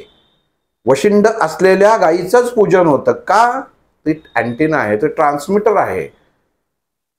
ज्या गायीला वशिंड नसतं ती गाय हायब्रिड असते, तिला गाय मानलं जात नाही. असा एक भाग येतो टोकीदार मानेच्या पाठीमागं. त्याच गायीचं पूजन करावं. मग ती काळी आहे का, लाल आहे का, ते रंगाच्या वरती जाऊ नये. गाय आहे ना हे महत्वाचं. का? तर वसुबारस म्हणजे तेजाचं पूजन, हे लक्षात घ्या. म्हणून त्याचा अर्थ तो आहे. आणि तोच अर्थ इथं की भीष्माचार्यांनी तेज युधिष्ठिराकडं विष्णू सहस्त्रनामाच्या मार्फत द्यायचं ठरवलं. आणि त्याला सांगितलं की तू ये. ते आल्यावर त्याला सांगितलं प्राणायाम करत जा. पहिला प्राणायाम करायचा. जेव्हा मनुष्य प्राणायाम करतो तेव्हा त्याचं मनाची वैचारिकता जागृत अवस्थेत जाते. आपण बघा, डोळे मिटल्यानंतर काही जणांनाच पटकन झोप लागते, काही जणांना विचार करत असतात. आज माझ्या दिवसभरात हे घडलं, उद्या मला ते करायचं आहे, मी अमुक उत्तम विचार ऐकले, अमुक एक जण असं बोलला. म्हणजे वैचारिकता, स्थिरता असणं गरजेचं आहे. मग नियमामध्ये दुसरा नियम काय येतो तर स्थिरता. आणि या स्थिरतेसाठी मारुतीचं साह्य होतं, अग्नी शिवाचं साह्य होतं.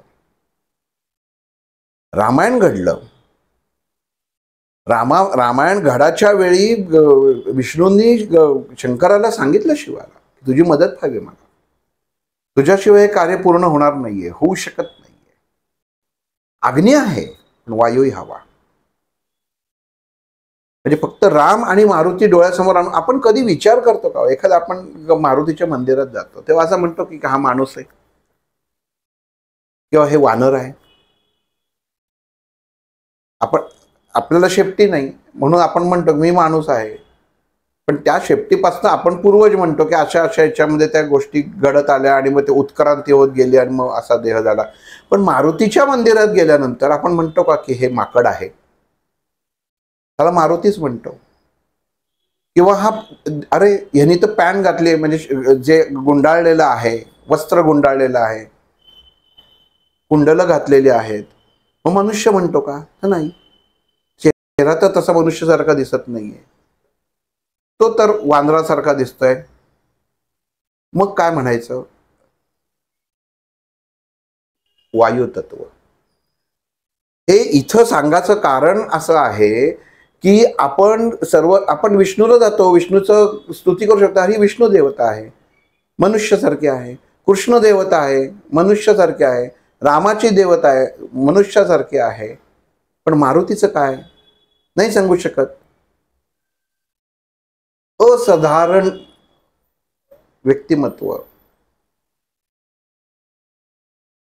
जेवढं विष्णूचा सहभाग किंवा ताकद ह्या विष्णू सहस्रनामामध्ये आहे, तेवढीच ताकद मारुतीची पण आहे, अग्नितत्वाची पण आहे आणि वायुतत्वाची पण आहे. दोन्ही तत्व एकत्रित असलेलं व्यक्तिमत्व म्हणजे फक्त मारुती. का मनुष्य आपण म्हणतो हनुमान चालीसा म्हणा, का भीमरूपी म्हणा म्हणतात, का मारुतीचं आज एवढं सगळं महत्व आलेलं आहे, का त्या मारुतीने रामाला वाचवलं, का लक्ष्मण बेशुद्ध मृत अवस्थेत पर्यंत आला होता त्यांनी वाचवलं, का शत्रुघ्नाला, म्हणजे फक्त लक्ष्मणाचीच अवस्था तशी झाली होती असं नाही, शत्रुघ्नाची पण झाली होती, तेव्हाही मारुतीने वाचवलं. मग त्याला ती देवता आपण आणली. आपण म्हणतो की त्यांनी पर्वत अख्खा उचलून आणला आणि त्यातली मग ती जे काही पाला होता किंवा जो काही ती संजीवनी होती ती त्या वैद्यांनी हे दिली. पण तिथपर्यंत पोचायची ताकद शक्ती ही कशा कोणात होती? फक्त त्या वेळेमध्ये. वेळेचं भान बघा. त्यांनी काय सांगितलं तर उद्या सकाळचा सूर्योदय झाला तर हा संपला, असं इंद्रजितानी रावणाला येऊन सांगितलं होतं की तुम्ही निश्चिंत राहा, हा काय मी अशा दागपाशात बनलेला आहे की हा काय उठणार नाही आणि सकाळपर्यंत तर काय हा नाही, सकाळपर्यंत गेलं की संपला विषय. मग ह्या मारुतीनी जे उड्डाण केलं ते काय अंतर आत्ता बघितलं तर काय कमी आहे का? विमानाने बघा किती वेळ लागतो. आपण काय करतो, एखादं ग्रंथ किंवा वाचताना फक्त एवढं म्हणतो इथनं उचलून आणलं. आपण काढावं ना, भूगोल काढावं. आपण शिकलोय की हे अंतर किती आहे, हे जायचं आणि अख्खा पर्वत उचलून आणायचा आहे. आणि अगदी मनोवेगे का म्हणतात मारुतीला? नुसतंच मनोवेगे म्हटलं की झालं असं नाहीये. त्याच्या पाठीमागं कारण तुम्ही शोधून काढा तर त्या तत्वाच्या मुळाशी, त्या मंत्राच्या शब्दाच्या मुळाशी पोचणार आहात. म्हणून इथं जसं तो क्षणात गेला क्षणात आला, मध्ये घटना घडली, पण तो क्षण किती असेल आणि जेव्हा घडली मग अशी वायू तत्व आपल्याला विष्णू सहस्त्रनाम म्हणाच्या अगोदर स्वीकारायचं आहे. म्हणजेच तुम्हाला शिवाची पण आराधना करणं गरजेचं आहे. प्राणायाम करता म्हणजे काय की वायू तत्वाची स्थिरता, वायू तत्वाची स्थिरता झाली की तुम्ही तुमच्या नाकपुडीच्या समोर असं बोट धरा, म्हणजे तुम्हाला कळेल आपली चंद्र आणि सूर्य नाडी किती स्थिर अवस्थेमध्ये आलेली आहे. म्हणून वायू तत्व पण हे माझ्या गुरूंनी मला तिथं त्याच्यात सांगितलं की हे मारुतीचं काम पण खूप महत्वाचं आहे. नुसतं त्याचं अग्नितत्वाचं काम नाहीये, नुसतं स्थितीचं काम नाहीये. स्थिती हा सगळ्यांचा स्वामीच आहे. विष्णू सहस्त्रनामाचं पहिलं नावच आहे ओम विश्वम. इथनं सुरू होते. पहिलंच नाव विश्वम. विश्वाचा निर्माता, विश्वाचा विधाता, विश्व ज्याच्यामुळं ओळखलं जातं, हे विश्व ज्याच्यामुळं टिकून आहे असा तो विष्णू, त्याचं मी नामस्मरण करतो. म्हणून सुरुवातच विष्णू सहस्त्रनामाची ओम विश्वम या शब्दापासून होते. आता ही सुरुवात ज्ञानेश्वरीमध्ये सुद्धा होते. आता विश्वात्मके देवी बघा, म्हणजे विश्व म्हणजे ह्या विष्णूचं स्थान महत्वाचं तिथं आहे. पण ते अग्नी तत्वाशी आणि वायू तत्वाशी जोडलं गेलेलं आहे. मग अस्त्र जेव्हा काम करत नाहीत तेव्हा तुम्हाला वायूची उत्तम गरज लागते. मग जी प्रश्न युधिष्ठिरांनी विचारले भीष्माचार्यांना, त्याच्या देहाच्या बाबतीत प्रश्न विचारले की उत्तम देह कसा राहावा. मग त्याच्यामध्ये जी हे नामस्मरण त्यांनी सांगितलं करायला, 1000 नावं घ्यायला सांगितली. त्यातले काही शब्द असे आहेत की ज्याचं विभाजन होत नाही. अच्युत, केशव ह्या नावाचं विभाजन होत नाही. गोविंद बघा, आता माझं नाव हेमंत आहे, हेमंतचं हेम्या होऊ शकतं. म्हणजे असं मनोजचं मन्या होऊ शकतं.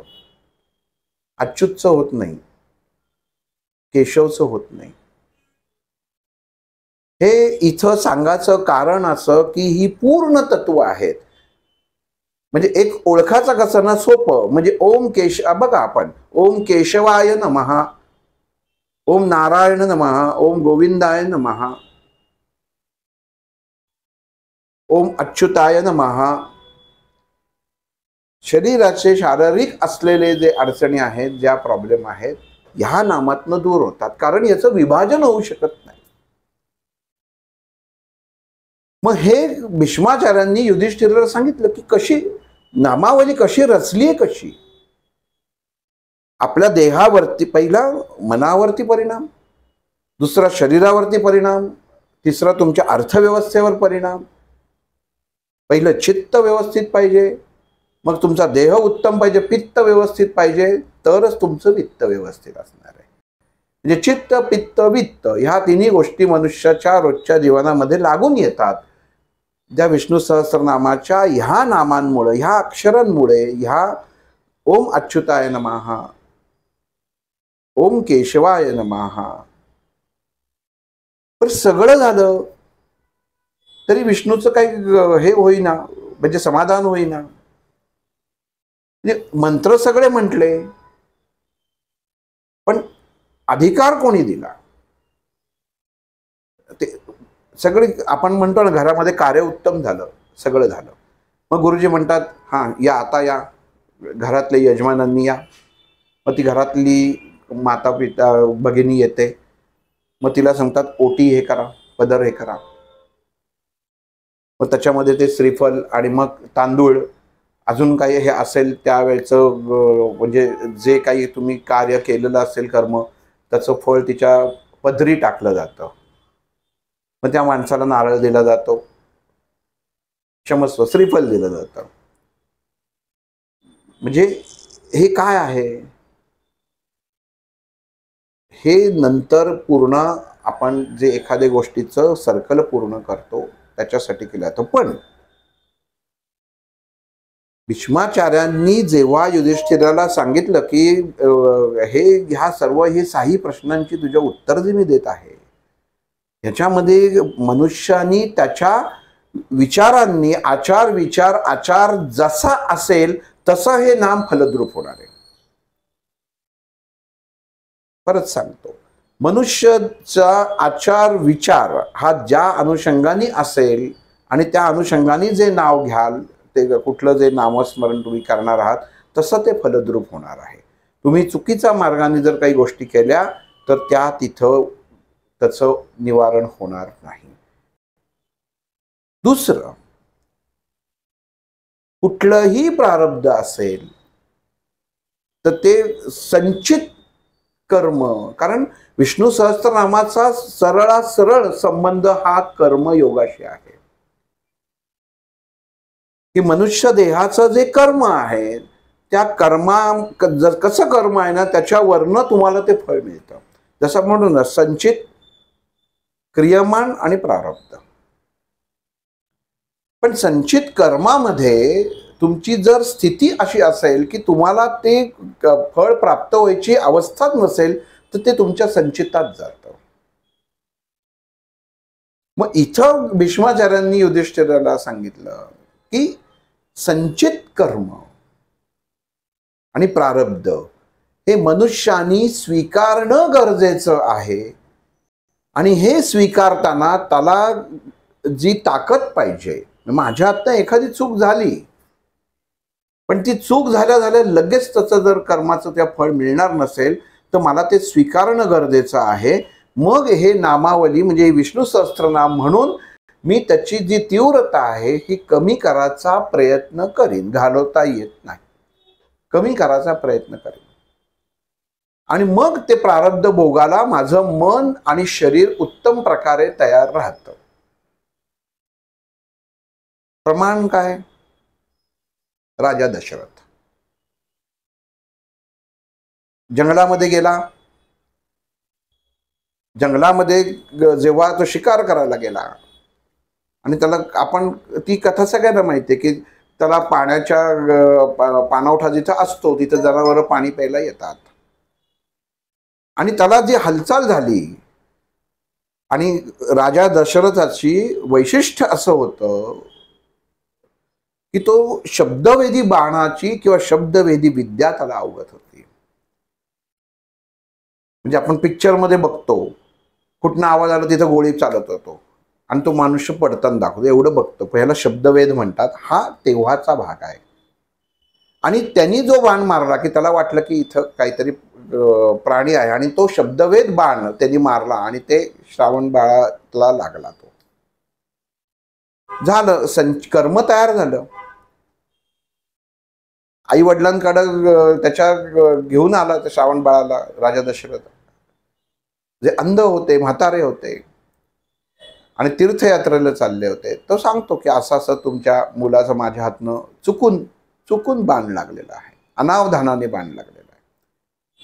आणि ते दोघंही तिथं म्हातारे आईबाप तळमळतात, तळतळतात आणि राजाला दोष देतात की तू सुद्धा, तुझा मुलगा तुझ्यापासून लांब जाईल आणि तुझाही अंत असाच होईल. पित्र योगाने तू वरशील. आता हे त्यावेळी शक्य होतं का? तर नव्हतं. कारण रामाचा जन्मच झालेला नव्हता. मग ते संचितात गेलं. मग पुढच्या गोष्टी आल्या. पण शाप तर आला. पण मग शाप आला म्हणून मग नंतर राजाला जेव्हा मुलं होत नव्हती, मग पुत्रकामेष्ठी यज्ञ केला. मग त्याच्या फलस्वरूप त्याला मुलं झाली. मग नंतर जेव्हा राज्याभिषेक करायची वेळ आली तेव्हा हा जो शाप होता हा तेव्हा फलद्रूप झाला. म्हणजे संचितातनं क्रियमान होऊन प्रारब्ध म्हणून त्या क्षणी उभा राहिला. आणि जेव्हा उभा राहिला तेव्हा राजाला एकदा वडील म्हणून कोणालाही दुःखच होणार. सर्वात आवडतं व्यक्ती मनुष्याच्या पासून दूर जातो तेव्हा तर दुःख होतंच. आणि त्याच्यातच आपल्याला नंतर माहिती आहे की त्याच्या रामाच्या त्या लांब गेल्यामुळे त्याचं मरण आलं. किती जणांना माहिती ओम हिरण्य गर्भाय नमः हे नामस्मरण तेव्हा ते करायचे, राजा दशरथ करायचा. मला ही ताकद मिळावी. आपण प्रत्येक गोष्ट हासिल करणे, ताकद मनुष्याच्या अंगामध्ये उत्पन्न होणं, आत्मिक ताकद निर्माण होणं हे खूप गरजेचं असतं. आणि ही आत्मिक ताकद जेव्हा निर्माण झाली तेव्हा ते प्रमाण होतं की अग्नी आणि वायू दोन्ही एकत्रित जन्मले. एकत्रित जन्मले म्हणजे काय? एकाच फळाचं दोन्ही प्रसाद आहेत. एकाच प्रसादाची दोन्ही फळं आहेत. रामाचाही जन्म तसाच आणि मारुतीचाही तसा. अग्नितत्व तिथनंच जन्मलं जिथनं वायू तत्व आणि अग्नितत्व एकत्रितपणे, म्हणजे रुद्राचा तो अवतार जन्माला आला जिथं अग्नितत्व पण जन्माला आलं. पण भेट कधी झाली? पुढं. पण जेव्हा भेट झाली आणि जेव्हा देह ठेवला गेला राजा दशरथाकडनं, मग हे नाम पुढं गेलं आलेलं आहे. काही ठिकाणी याचा उल्लेख आहे. मी तसा मुद्दामून एक स्क्रीनशॉट काढून पाठवेन. कारण कसं आहे, आपण जेव्हा बोलतो त्याला शास्त्राचा आधार पाहिजे, तर ते ओव्या पण आपल्या कळलं पाहिजे कुठं आलेलं आहे, म्हणजे कुठपासनं चालत आलेलं आहे. रामायण अगोदर घडलं, मग महाभारत घडलं, पण उत्पत्ती कधीची पासनं आहे हे सुद्धा आपल्याला कळणं गरजेचं आहे.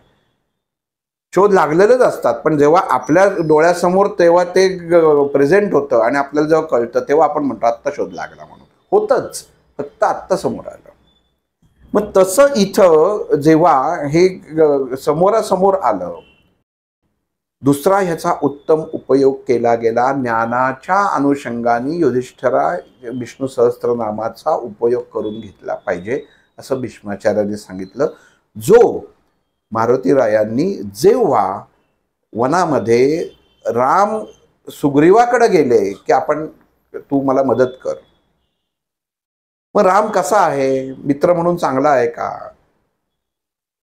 त्याचं सगळं एकंदरीत परिस्थिती अवस्था कशी आहे हे बघायला पाहिजे.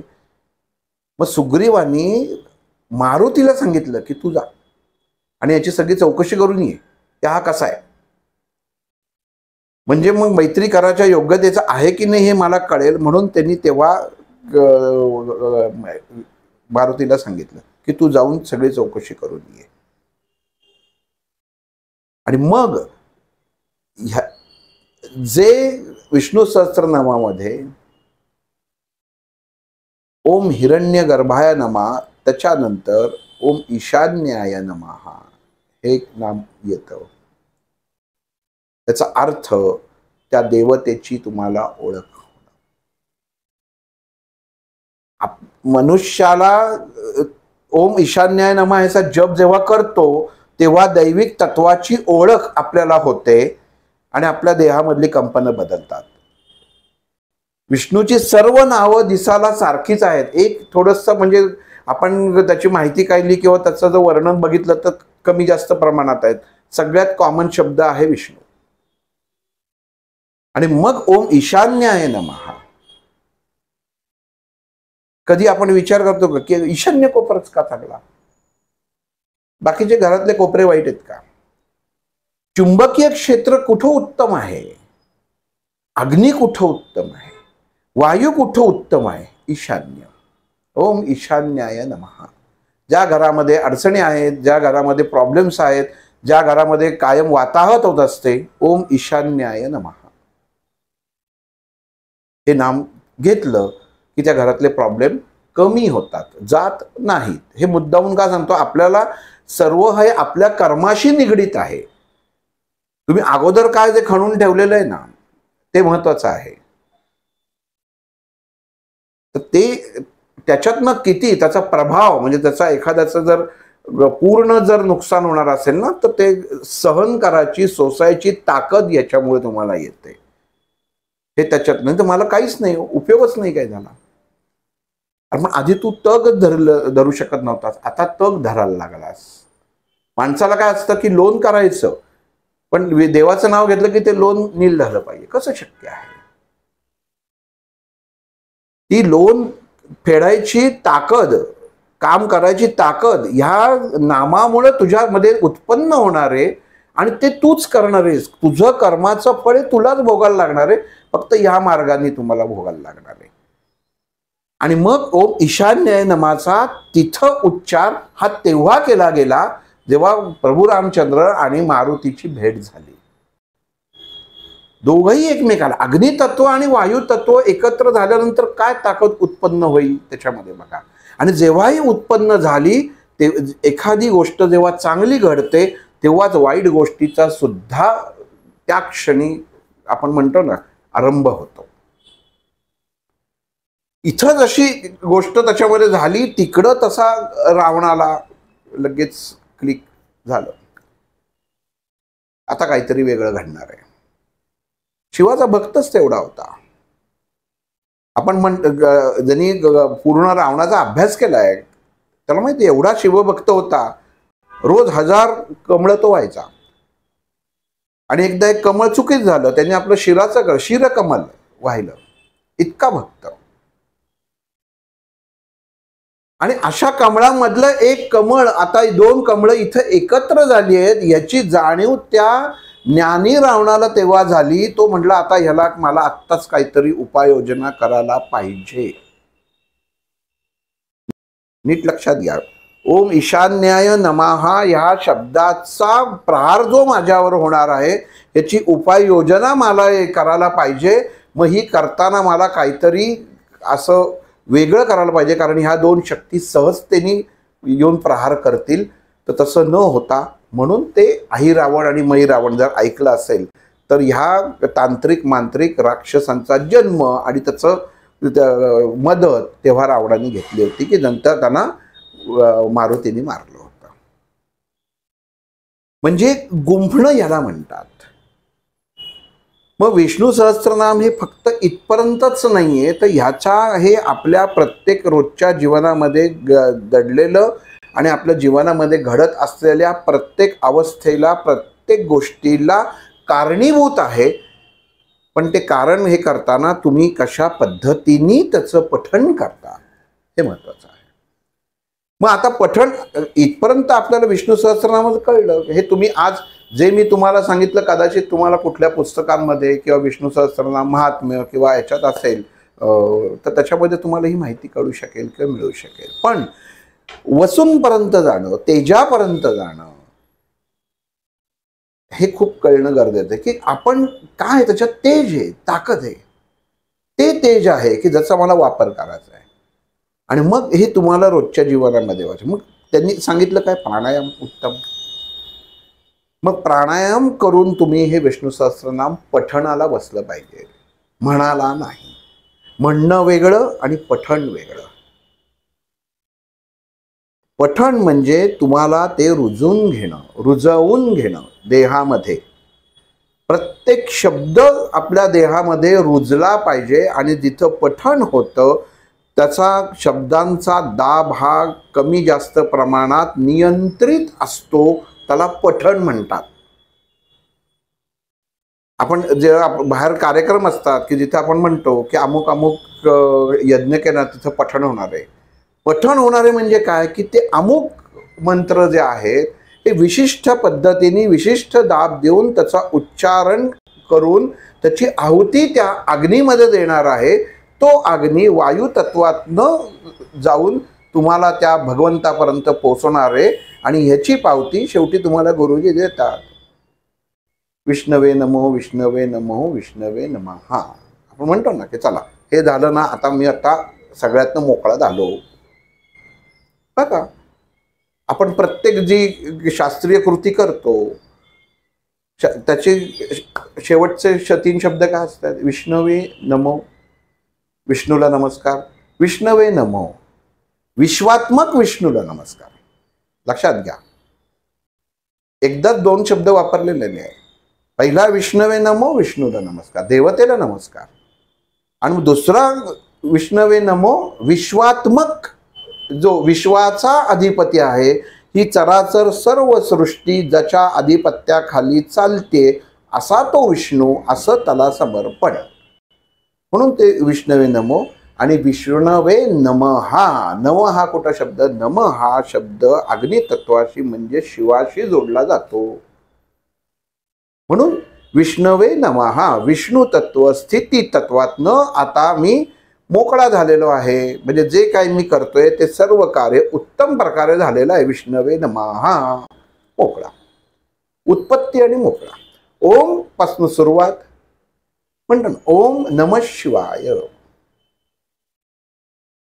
मग विष्णू सहस्त्रनाम म्हणताना ओमचा उच्चार सुद्धा महत्वाचा आहे. ही जी तत्व आहेत, म्हणजे आपण म्हणतो ना बसायला आपल्याला आसन पाहिजे, छानपैकी आसन पाहिजे, बाकी काही नाही. का आसन पाहिजे तर तुमच्या देहातली ऊर्जा स्थित अवस्थेत स्थित होऊन ती तुमच्या देहासाठीच काम करायची, बाकी कशासाठी नाही. नाही तर ती ग्राउंड होईल.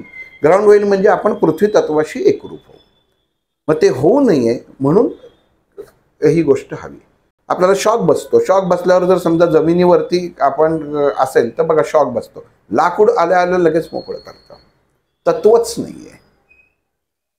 पंचतत्वामध्ये लाकडाला तत्वच दिलं नाहीये. म्हणून बघा, लाकडाला 2च गोष्टी करू शकतात, नष्ट करू शकतात, ते म्हणजे अग्नी आणि वायू.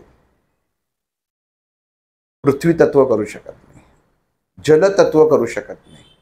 जलतत्व तर सामावून पण घेऊ शकत नाही. म्हणून बोटीला लाकूड वापरतात. आपण कधी हा विचार करत नाही. लाकूड काय, लाकूड तर रंगतं म्हणून बोट नाही. तत्व काय आहे. मग ह्या 5 तत्वामध्ये जिथं आपला देह, आता विष्णू सहस्त्रनाम जेव्हा वाचनाला बसा, जेव्हा एखाद्याला वाटेल ना की माझं कॅन्सर सारखे रोग आहेत किंवा एखादे असाध्य रोग आहेत, ही 5ही तत्व बिघडलेली आहेत. पंचतत्व हा जो देह पंचतत्वातला बिघडलेला आहे, त्या पंचतत्वातल्या 5ही तत्वांना उत्तम ऊर्जात्मक अवस्थेत न्यायचं असेल तर त्यांनी जे आसन करावं ते लाकडाचं करावं. म्हणजे एखादी लाकडाची फळी किंवा लाकडाच्या ह्याच्यावर जर तुम्ही बसलात तर ही 5 तत्व तुम्हाला एका ठिकाणी स्थिर करू शकतात. तुमच्या देहामधली ही 5 तत्वातली ऊर्जा तुमच्या देहामध्ये तुम्ही साठवू शकता. धर्मासन का घ्यायचं, त्याच्यासाठीच घ्यायचं. दर्भासन सर्वोत्तम आसन समजलं जातं, कारण त्याच्या वरती व्याघ्रासन आणि मृगासन येतं, पण ते आपल्याला उपलब्ध नाही, म्हणून हे आसन घेणं गरजेचं आहे. आणि मग ओम नमः शिवाय, जसं याच्यात शेवटचा जो आहे विष्णवे नमो, तसा मग ओम नमः शिवायनीच सुरुवात करायची. ओम नमः शिवायचा जेव्हा तुम्ही प्राणायाम करता त्याच्यानंतर 11 वेळा ओम नमः शिवायचा जप करा आणि मग विष्णू सहस्त्रनाम म्हणायला सुरुवात करा. त्यातला पहिला शब्द जो आहे विश्वम, ह्याच्यामध्येच सर्व सामावलेलं आहे. आणि ह्याचा उच्चार करताना म्हणजे माझे गुरु कायम म्हणायचे की जे शब्दाचा पहिलीच जो शब्द असतो, पहिलं नाम असतं ना, ते सगळ्यात पॉवरफुल असतं. म्हणून सगळ्याला कॉमन आपण म्हणतो ना, जशी मगाशी सांगितलं की डोलो 650, सगळ्या तापावरती अमुक ह्याच्यावरती गोळी, तर ते विश्वम, ओम विश्वम. मग काही जणांनी ते कसं तसं फोड केली, ओम विश्वदेवाय नमः, ओम विश्वात्माय नमः, ओम विश्वम देवताय नमः, असं विष्णू सहस्त्रनाम मध्ये ज्यांनी फोड करून त्याचे जे 1000 नामं लिहिलेली आहेत त्याच्यामध्ये उच्चार केलेले आहेत. पण आपण करताना ओम विश्वम हा वम वरती उच्चार आणि दाब येणं गरजेचं आहे. तो उच्चार जसा तुम्ही करता तशी तुमच्या देहामध्ये तुम्हाला त्या ऊर्जेची आणि त्या वायुतत्वाची पावती मिळते, इतका त्याचा ताकद आहे. मग झालं, पहिलं तुम्ही ओम नमः शिवाय म्हटलं, ओम नमः शिवाय म्हटल्यानंतर प्राणायाम करा. मग प्राणायाम केल्यानंतर तुम्ही विष्णू सहस्त्रनाम म्हणायला सुरुवात करा. स्नान करूनच म्हटलं पाहिजे, सकाळी करा नाही तर संध्याकाळी करा. देहाची शुद्धी आणि मनाची शुद्धी ह्या दोन्ही गोष्टी निगडीत आहेत. देहाला चिटकून गोष्ट येते आणि मनाला चिकटून गोष्ट येते. काय रे आपण म्हणतो, काय रे शरीराला चिकटलंय, चिटकलंय आणि मनाला चिकटलंय. जी गोष्ट चिकटून बसते ती सहजासहजी बाहेर निघत नाही, ती निघायला त्रास करते. म्हणून आपण चिकटून घ्यायची नाहीये गोष्ट कुठली. मग विष्णू सहस्त्रनाम म्हणताना तुमचा देह हा उत्तम प्रकारे का आपण त्याचं आवाहन करणार आहे, त्या शक्तीचं आवाहन करणार आहे, तिचेही काही अटी नियम आहेत. मग तिथं ह्या शरपंजर अवस्थेत सुद्धा भीष्माचार्यांनी ह्या विषयाचं कृष्णाचं समोर स्मरण करून स्वतःचा देह शुद्ध केला होता. आणि जेव्हा हा देह शुद्ध केला, विष्णू सहस्त्रनाम पूर्ण अर्ध सांगितलं त्यांनी युधिष्ठिराला, नियम सांगितले, म्हणाचं सांगितलं की इथं बस, देह उत्तम शुद्ध देह ठेवायचा, स्थिर देह ठेवायचा. आणि इथं अजून एक गोष्ट तुमच्या लक्षात आली असेल, बसून सांगितलं होतं का विष्णू सहस्त्रनाम भीष्माचार्यांनी? नाही, बाणांच्या वरती झोपलेले होते, लक्षात घ्या. आणि विष्णू सहस्त्र नाम त्यांनी त्या अवस्थेत त्यांना सांगितलं. तेव्हा बऱ्याच जणांचा प्रश्न असतो, झोपून म्हटलं तर चालेल का? कारण त्यांनी झोपून म्हटलेलं आहे, म्हणजे ते झोपलेलेच होते. ते झोपलेले नव्हते, त्या ज्या अवस्थेत होते त्या कष्टमय अवस्थेत होते, ते झोपलेले नव्हते. ते आपल्या जीवनामध्ये झालेल्या कर्माची भोग त्या क्षणी ते भोगत होते.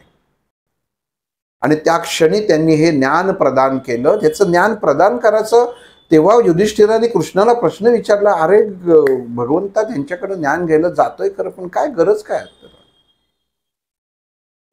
युधिष्ठिरा यांच्याकडे जे आहे ते दुसरीकडे नाहीये, लक्षात ठेव. ज्ञान कोणाकडनं घ्यावं हे सुद्धा महत्वाचं आहे. आणि ह्यांच्याकडं जर तू आत्ता घेतलं नाहीस आणि समाजाला तू म्हणजे युधिष्ठिर धर्म हे प्रमाण आहे, हे तू जर घेतलंस आणि समाजापर्यंत पोहोचवलंस ना, तरच ह्याचा पुढं वापर होणार आहे, लोक ह्याच्यावर विश्वास ठेवतील. आणि हे जर देहातनं मोकळे झाले तर हे यांच्याबरोबर लुप्त होऊन जाईल. त्यामुळे तू ही संधी साध. आणि त्यांच्यामध्ये आपण म्हणतो ना, आजारी होता माणूस, आपण भेटायला गेलो, जरा सांगावं तुम्ही व्यवसाय कसा केलात? म्हणून काय माणूस आहेत, मी इथं आजारी आहे, माझी तब्येतीची चौकशी करायची सोडून मी काय आयुष्यामध्ये काय कमवलं, कसं कमवलं हे विचारायला आला, सांगू शकाल का? नाही सांगू शकत. पण हे भीष्माचार्य होते, हे वसू होते, हे तेज होते. आणि तेज असतं ते कधीच निस्तेज होत नाही, तेजोमय राहतं. म्हणून श्रीकृष्णाने सांगितलं संधिसाध. जीवनामध्ये का गुरुची आणि देवतेची आपल्या गरज असते? कारण ते बरोबर ढकलतात. इथनं प्राप्त कर, जा, ही संधी आहे, पटकन घे, बाकी विचार करू नको. बाकी तो युधिष्ठिराने विचार केला का? नाही हो, कृष्ण महाराज नाही म्हणू शकत. एवढे रक्तबंबाळ आहेत, एवढ्या बाणांवर झोपलेले आहेत, आणि अशा याच्यामध्ये मी त्यांना त्रास देणं हे काही बरोबर वाटत नाही मला. नाही, शिकायचंय काय? मनुष्य जीवनामध्ये त्याचा जो कर्मभोग असतो हा त्याला भोगायलाच लागतो. आणि तो मनुष्यानी आपल्या जीवनामध्ये असलेला कर्मभोग भोगता भोगता जरी वाईट असला तरी समोरच्याला उत्तमच द्यावं. हे विष्णू सहस्त्रनाम हे त्याचं उत्तम उदाहरण आहे. मला आता काही कशाची गरज नाही, मी काही, कारण ते स्वतः तसंच अवतारच तसा होता ना. त्यांनी जर सांगितलं नसतं ते काही हे नव्हते, बांधील नव्हते. पण साक्षात परमात्म्यासमोर, भगवंतासमोर, भगवंताची स्तुती करण्याची आपण म्हणतो ना संधी, त्यावेळी भीष्माचार्यांना मिळाली. आता जीवन कृतार्थ झालं, जीवन कृतार्थ झालं, ज्ञान दिलं, सगळं जे होतं माझ्याकडं. आता मी रित झालो भगवंता कृष्ण, आता रित झालो मी. आता मला मी आता माझा देह मोकळा करतो. स्वतः केला नाही, ताकद स्वतःचीच होती. तसा त्यांना म्हणजे स्वतःचा मृत्यू स्वतःच्या हाताने कधीही ते मोकळा करू शकत होतात. ही त्यांना स्वतःला मिळालेली एक तपश्चर्येनी किंवा त्यांच्या कृतीतनं मिळालेली गोष्ट होती. ती त्यांनी ठरवली की आता सर्व मी रित केलेलं आहे आणि मी मोकळा होतो. आणि मग याच्यानंतर त्यांनी स्वतःला मोकळं करून घेतलं. पण कृष्णाने इथे युधिष्ठिराला सांगितलं, हे घे आणि पटकन दे. जाता जाता सुद्धा ज्ञान प्राप्त करून गेलं. म्हणून कोणाकडनं ज्ञान प्राप्त करा? तेजोमय भीष्माचार्य.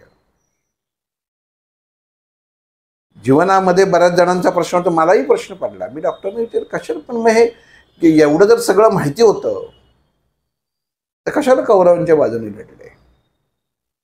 गरजच नव्हती, सगळंच माहिती होतं. म्हणजे आपण असं झालं ना की मला माहिती आहे बरं का की मी ज्याच्या बाजूने उभा आहे हे सगळे चुकीचे आहेत, तरी मी काही करू शकत नाही हो. आत्ताच्या काळात विचार केला गेला तर तसंच होतं. पण शब्द म्हणजे काय आणि वचन म्हणजे काय हे त्यातनं शिकायला मिळतं. भीषण प्रतिज्ञा, ज्याला भीष्म प्रतिज्ञा म्हणतो, त्याला ती भीषण प्रतिज्ञा आहे. मी सर्व वंशाचा सांभाळ करीन आणि कायम अविवाहित राहीन. आईला दिलेला शब्द, कधी लग्न करणार नाही. कारण मी लग्न केल्यावरती आत्ताच्या कालानुरूप मोठा मुलगा, त्याचीच मुलं गादीवर बसणार. म्हणून आईने शब्द घेतलेला की तू हे करायचं नाहीस. मग असं आहे. मग आपण जेव्हा नंतर म्हणतो की सिरियलमध्ये बघितलं असेल की भीष्माचार्य आपल्या आईला भेटायला गेले. लक्षात घ्या, ह्या बेटा तेजोमय, म्हणजे हे वसूंची गोष्टी जे आहेत हे तुम्हाला नसेल, तुम्ही वाचू शकता, तुम्हाला पुस्तकं वसूंच्या ह्याच्यावरती मिळतील. पण ते जर तुम्ही वाचलं नाहीत ना तर विष्णू सहस्त्रनामापर्यंत पोहोचणार नाही. काय होतंय आणि काय होतंय, म्हणजे वसिष्ठांचा संबंध बघा ना, डायरेक्ट आला इथं. त्यांनी जर दिलंच नसतं, शापच दिला नसता, तर ह्यांना भीष्माचार्यांचा जन्म झालाच नसता, तेच झालं नसतं, तर हेही झालं नसतं. म्हणजे परमेश्वराची गुंफण किती उत्तम प्रकारची असते. परमेश्वर जीवनामध्ये एखाद्या गोष्टी उत्पन्न करतो, एखादा त्रास मनुष्याच्या जीवनामध्ये, एखाद्या वेदना, एखादं संकट जेव्हा तो उभं करतो, तर ह्याच्या पाठीमागं एखादी पुढं गोष्ट चांगली व्हावी ही त्याच्या पाठीमागं सुद्धा एक उपाययोजना किंवा योजना असते. हे आपण स्वीकारणं गरजेचं आहे आणि हे स्वीकारायला हवं. मग इथं जेव्हा युधिष्ठिराला सर्व सांगून झालं तेव्हा भीष्माचार्यांनी श्रीकृष्णाचा सांगितलं की मी आता मोकळं होऊ का, म्हणजे माझ्याकडे आहे असं नाही मी कधी मोकळं होईन. नाही, त्यांनी कृष्णाला विचारलं की तू माझ्या परमात्मा आहे, विष्णू देवता, मी मोकळं होऊ का. ते झाल्यानंतर त्यांनी एका दिवसात झालेलं नाहीये, काही घटिकांमध्ये, त्याच्यात सुद्धा काही ग्रंथांमध्ये किंवा दिलेलं आहे की 2 घटिका आहेत, काही याच्यामध्ये काही थोडंसं जास्त आहे मागं पुढं, ते महत्वाचं नाहीये. पण स्वतःच्या शरीरातलं एक एक प्राण म्हणजे सर्व अवयवांमधनं ते प्राण मोकळे करत गेले विष्णू सहस्त्रनामाचं उच्चारण करत. सांगायचं कारण असं की विष्णू सहस्त्रनामाची ताकद ती आहे की आपल्या देहातल्या प्रत्येक शरीराच्या प्रत्येक भागावरती ह्या विष्णू सहस्त्रनामाचा परिणाम होतो आणि त्यातली ऊर्जा कमी जास्त होते. आणि त्या अनुषंगाने जसं हाताला केलं, हाताचा त्यांनी उच्चार केला, त्याबरोबर हाताचे बाण गळून पडले, तिथलं रक्त थांबलं, पूर्ववत देह झाला. ताकद सांगतोय विष्णू सहस्त्रनामाची. भगवंतानी ज्यामुळे सांगितलं पहिल्याच दिवशी उठून उभे राहिले असते, इतकी ताकदच होती, सर्व सिद्धी होत्या, पण तसं केलं नाही. भगवंत समोर होता, मला ज्याची प्राप्ती आहे आणि जी मला प्राप्ती झाली आहे ती मी समोर बघतोय, ह्याच्यासारखं दुसरं सुखच नाही. मग मी कुठल्याही अवस्थेत असे ना, हे भीष्माचार्यांकडनं शिकणं गरजेचं आहे. भीष्माचार्य शरपंजर होते म्हणजे आपणही आपल्या जीवनामध्ये कधीतरी शरपंजर होतो. आपल्या जीवनातली संकट ही शरपंजराच्या वेगळी नसतात, पण तिथं आपण डगमगून जातो. इथं डगमगून जाऊ नये. जर तुम्ही ह्या सहस्त्रनामाचा, विष्णूचा जर तुम्ही स्तुती केली, विष्णू सहस्त्रनाम म्हणजे काय, स्तुती, ती जर तुम्ही स्तुती केलीत तर तुमचा देह पण बदलणार आहे, तुम्ही उत्तम प्रकारे जीवनातनं मुक्त होणार आहात. की जसं नंतर भीष्माचार्य मुक्त झाले भगवंताची परवानगी घेऊन. म्हणून विष्णू सहस्त्रनामाला त्याच्यामध्ये सगळ्यात जास्त आपल्या जीवनामध्ये महत्त्व आहे. वाचताना शक्यतो ह्या स्तोत्राबरोबर इतर स्तोत्र वाचू नये. त्याचं कारण सांगतो की आपण म्हणतो ना, मी ॲलोपॅथिक औषध घेतलं आहे, मग त्याच्याबरोबर लगेच तुम्ही होमिओपॅथिक घेऊ नका किंवा आयुर्वेदिक घेऊ नका. नाही तर सगळ्या पॅथी एकमेकांमध्ये मिक्स होतात आणि होतं काय, देहातला अग्नी बिघडतो. मग विष्णू सहस्त्रनामाची एक वेळ ठेवा. मग तुम्ही अजून काही साधना करत असाल तर त्याची एक थोडासा 5-10 मिनिटाचा वेळ जाऊ दे, त्याच्यानंतर करा. पण विष्णू सहस्त्रनाम जर तुम्ही आचमन करून केलं, उत्तम त्याचा फळ मिळतं, निश्चितच मिळतं. अनुभव घेऊन बघा. विष्णू सहस्त्रनाम पाठांतर होणं खूप अवघड आहे.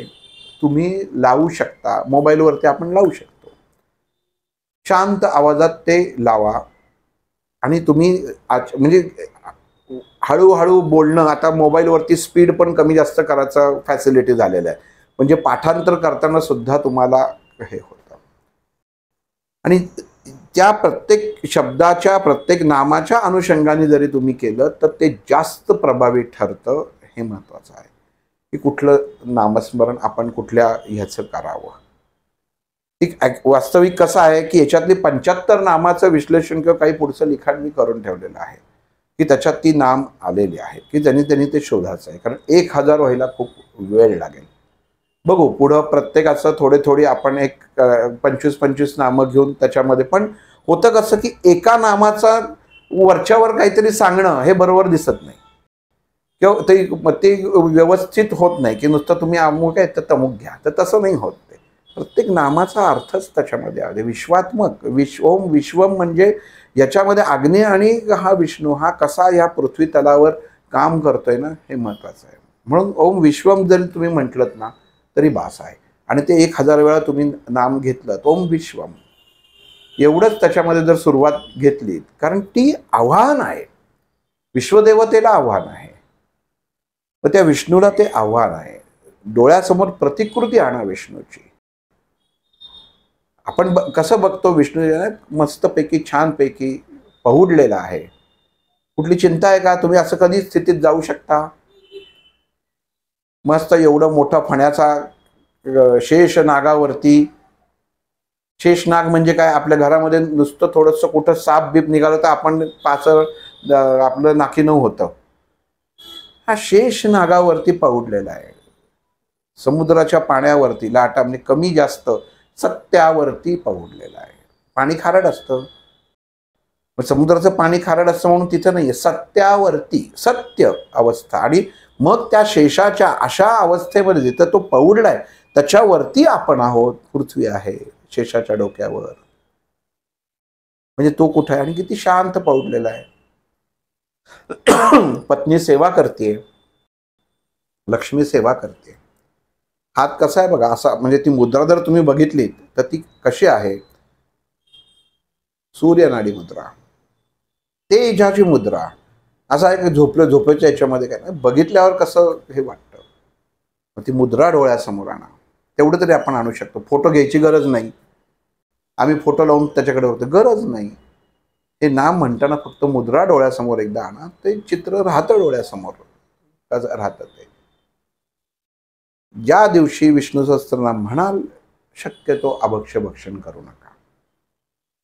लक्षात घ्या, एखाद्या गोष्टीचा जसा इफेक्ट्स असतात तसे साईड इफेक्ट्स पण असतात प्रत्येक गोष्टीचे.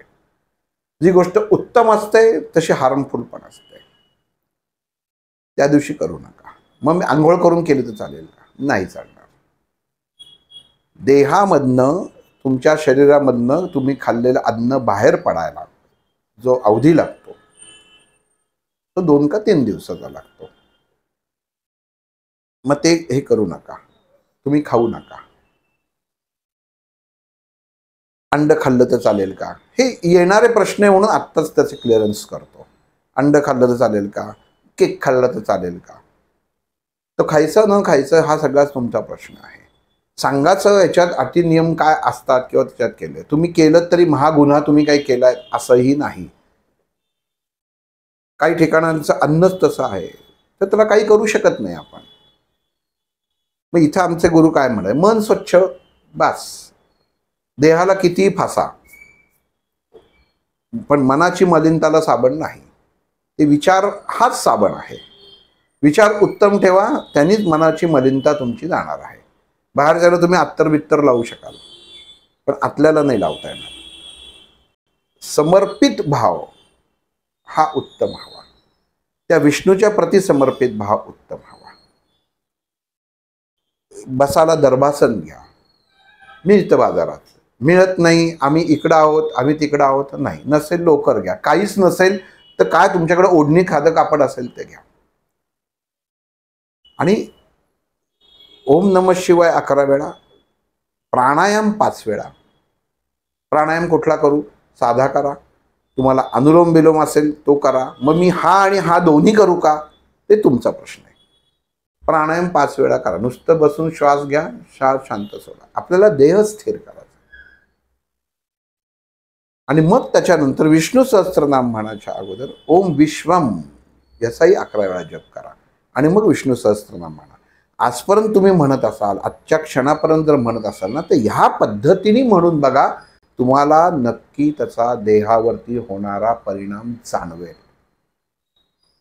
माझे गुरु काय म्हणायचे, औषध योग्य असेल ताप उतरलाच पाहिजे. मग तो तुमचं देह उत्तम प्रकारे कार्यान्वित होतो. देहामधला अग्नी आणि वायू हा स्थिर होणं गरजेचं आहे.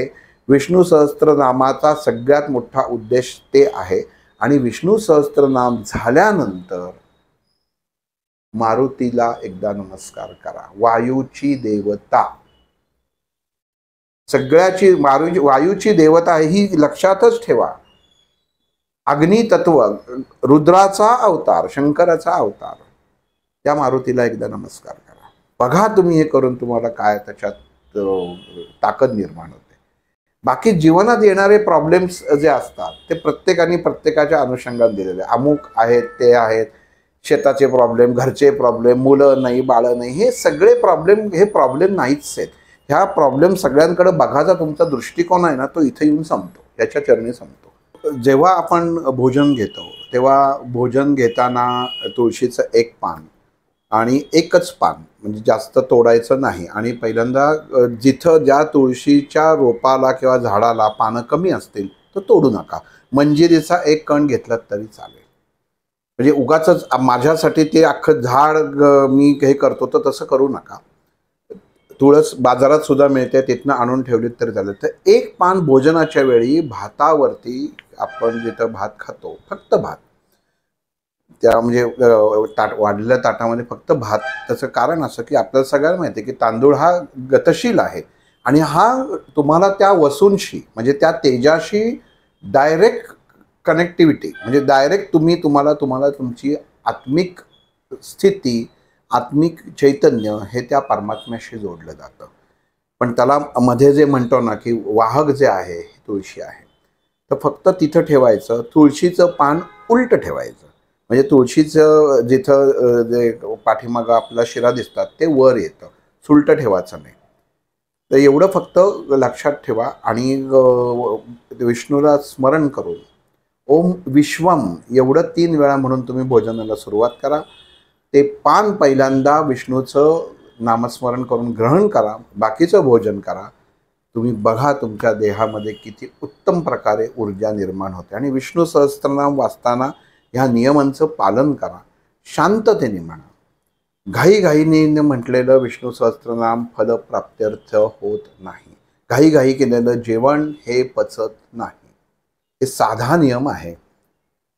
त्यामुळं हळू, कुठंही आपल्याला घाई नाही. जर तुम्हाला वेळ नसेल तर मी असं सांगेन की विष्णू सहस्त्रनाम म्हणू नका, फक्त ओम विश्वम एवढं म्हटलं तरी बास आहे. पण जर म्हणायचं असेल तर अटी नियम, स्थिरता ह्या सर्व गोष्टींचं पालन होणं खूप गरजेचं आहे. कुठल्याही प्रकारचं नैवेद्य ह्याला लागत नाही. विश्वात्मक देव आहे, ज्याचा विश्वाच्या चराचरामध्ये व्याप्त झालेला देव आहे. त्यामुळं 4 नावं ही मुद्दामून सांगून ठेवतो. एक पहिलं ओम विश्वम. घरामध्ये जर ऊर्जा कमी वाटत असेल तर ओम ईशान्याय नमः. देहामध्ये आपल्या कुठं प्रॉब्लेम वाटत असतील, आजारपणाचे प्रॉब्लेम वाटत असतील कोणाला, तो ओम हिरण्यगर्भाय नमः. घरात लहान मूल असेल, रडत असेल किंवा अजून काही छोटे छोटे त्याला प्रॉब्लेम असतील, तो ओम अच्युताय नमः हे नुसतं तुम्ही म्हणा. मग मी ओम अच्युताय नमः म्हटलं, तो ओम ईशान्याय नमः म्हणायचं नाही. ह्याचं कारण सांगतो. म्हणजे मी हे पण मिळवणार आणि मी हे पण मिळवणार नाही. एक काहीतरी घ्या. आपल्याला कशाची गरज आहे का? मी फक्त ओम विश्वमच म्हणेन की ज्याच्यात हे सगळं सामावलेलं आहे. लक्षात घ्या नीट. 4ही त्याच्यामध्ये करायचं आहे का? 4हीची मास्टर किंवा 4 किल्ल्याजवळ बाळगायचे आहेत का त्याची मास्टर की बाळगायची आहे? तर मास्टर की आहे ओम विश्वम. मग ओम विश्वम एवढं जरी म्हटलं तरी तुमचे सगळे प्रॉब्लेम सॉल्व्ह होतील. आणि विष्णू सहस्त्रनामावरती आपण एक गणपती झाल्यानंतर एक वसू, काल ऋषीपंचमी झाली. ह्या ऋषीपंचमीच्या बऱ्याच जणांना आपण ऋषीपंचमी म्हटलं की गजानन महाराजांचा समाधी दिन असं म्हणून ओळखलं जातं. पण वास्तविक हे एक प्रकारचं व्रत आहे. ऋषीपंचमी पण एक प्रकारचं व्रत आहे. त्याचा इथं कसा संबंध येतो? आणि मुख्यतः मारुतीरायांचा, हनुमानाचा ह्या विष्णू सहस्त्रनामाशी असलेला सरळ संबंध हे आपण सरांच्या जेव्हा त्यांना होईल तेव्हा गणपती झाल्यानंतर नक्की करू. श्रीराम.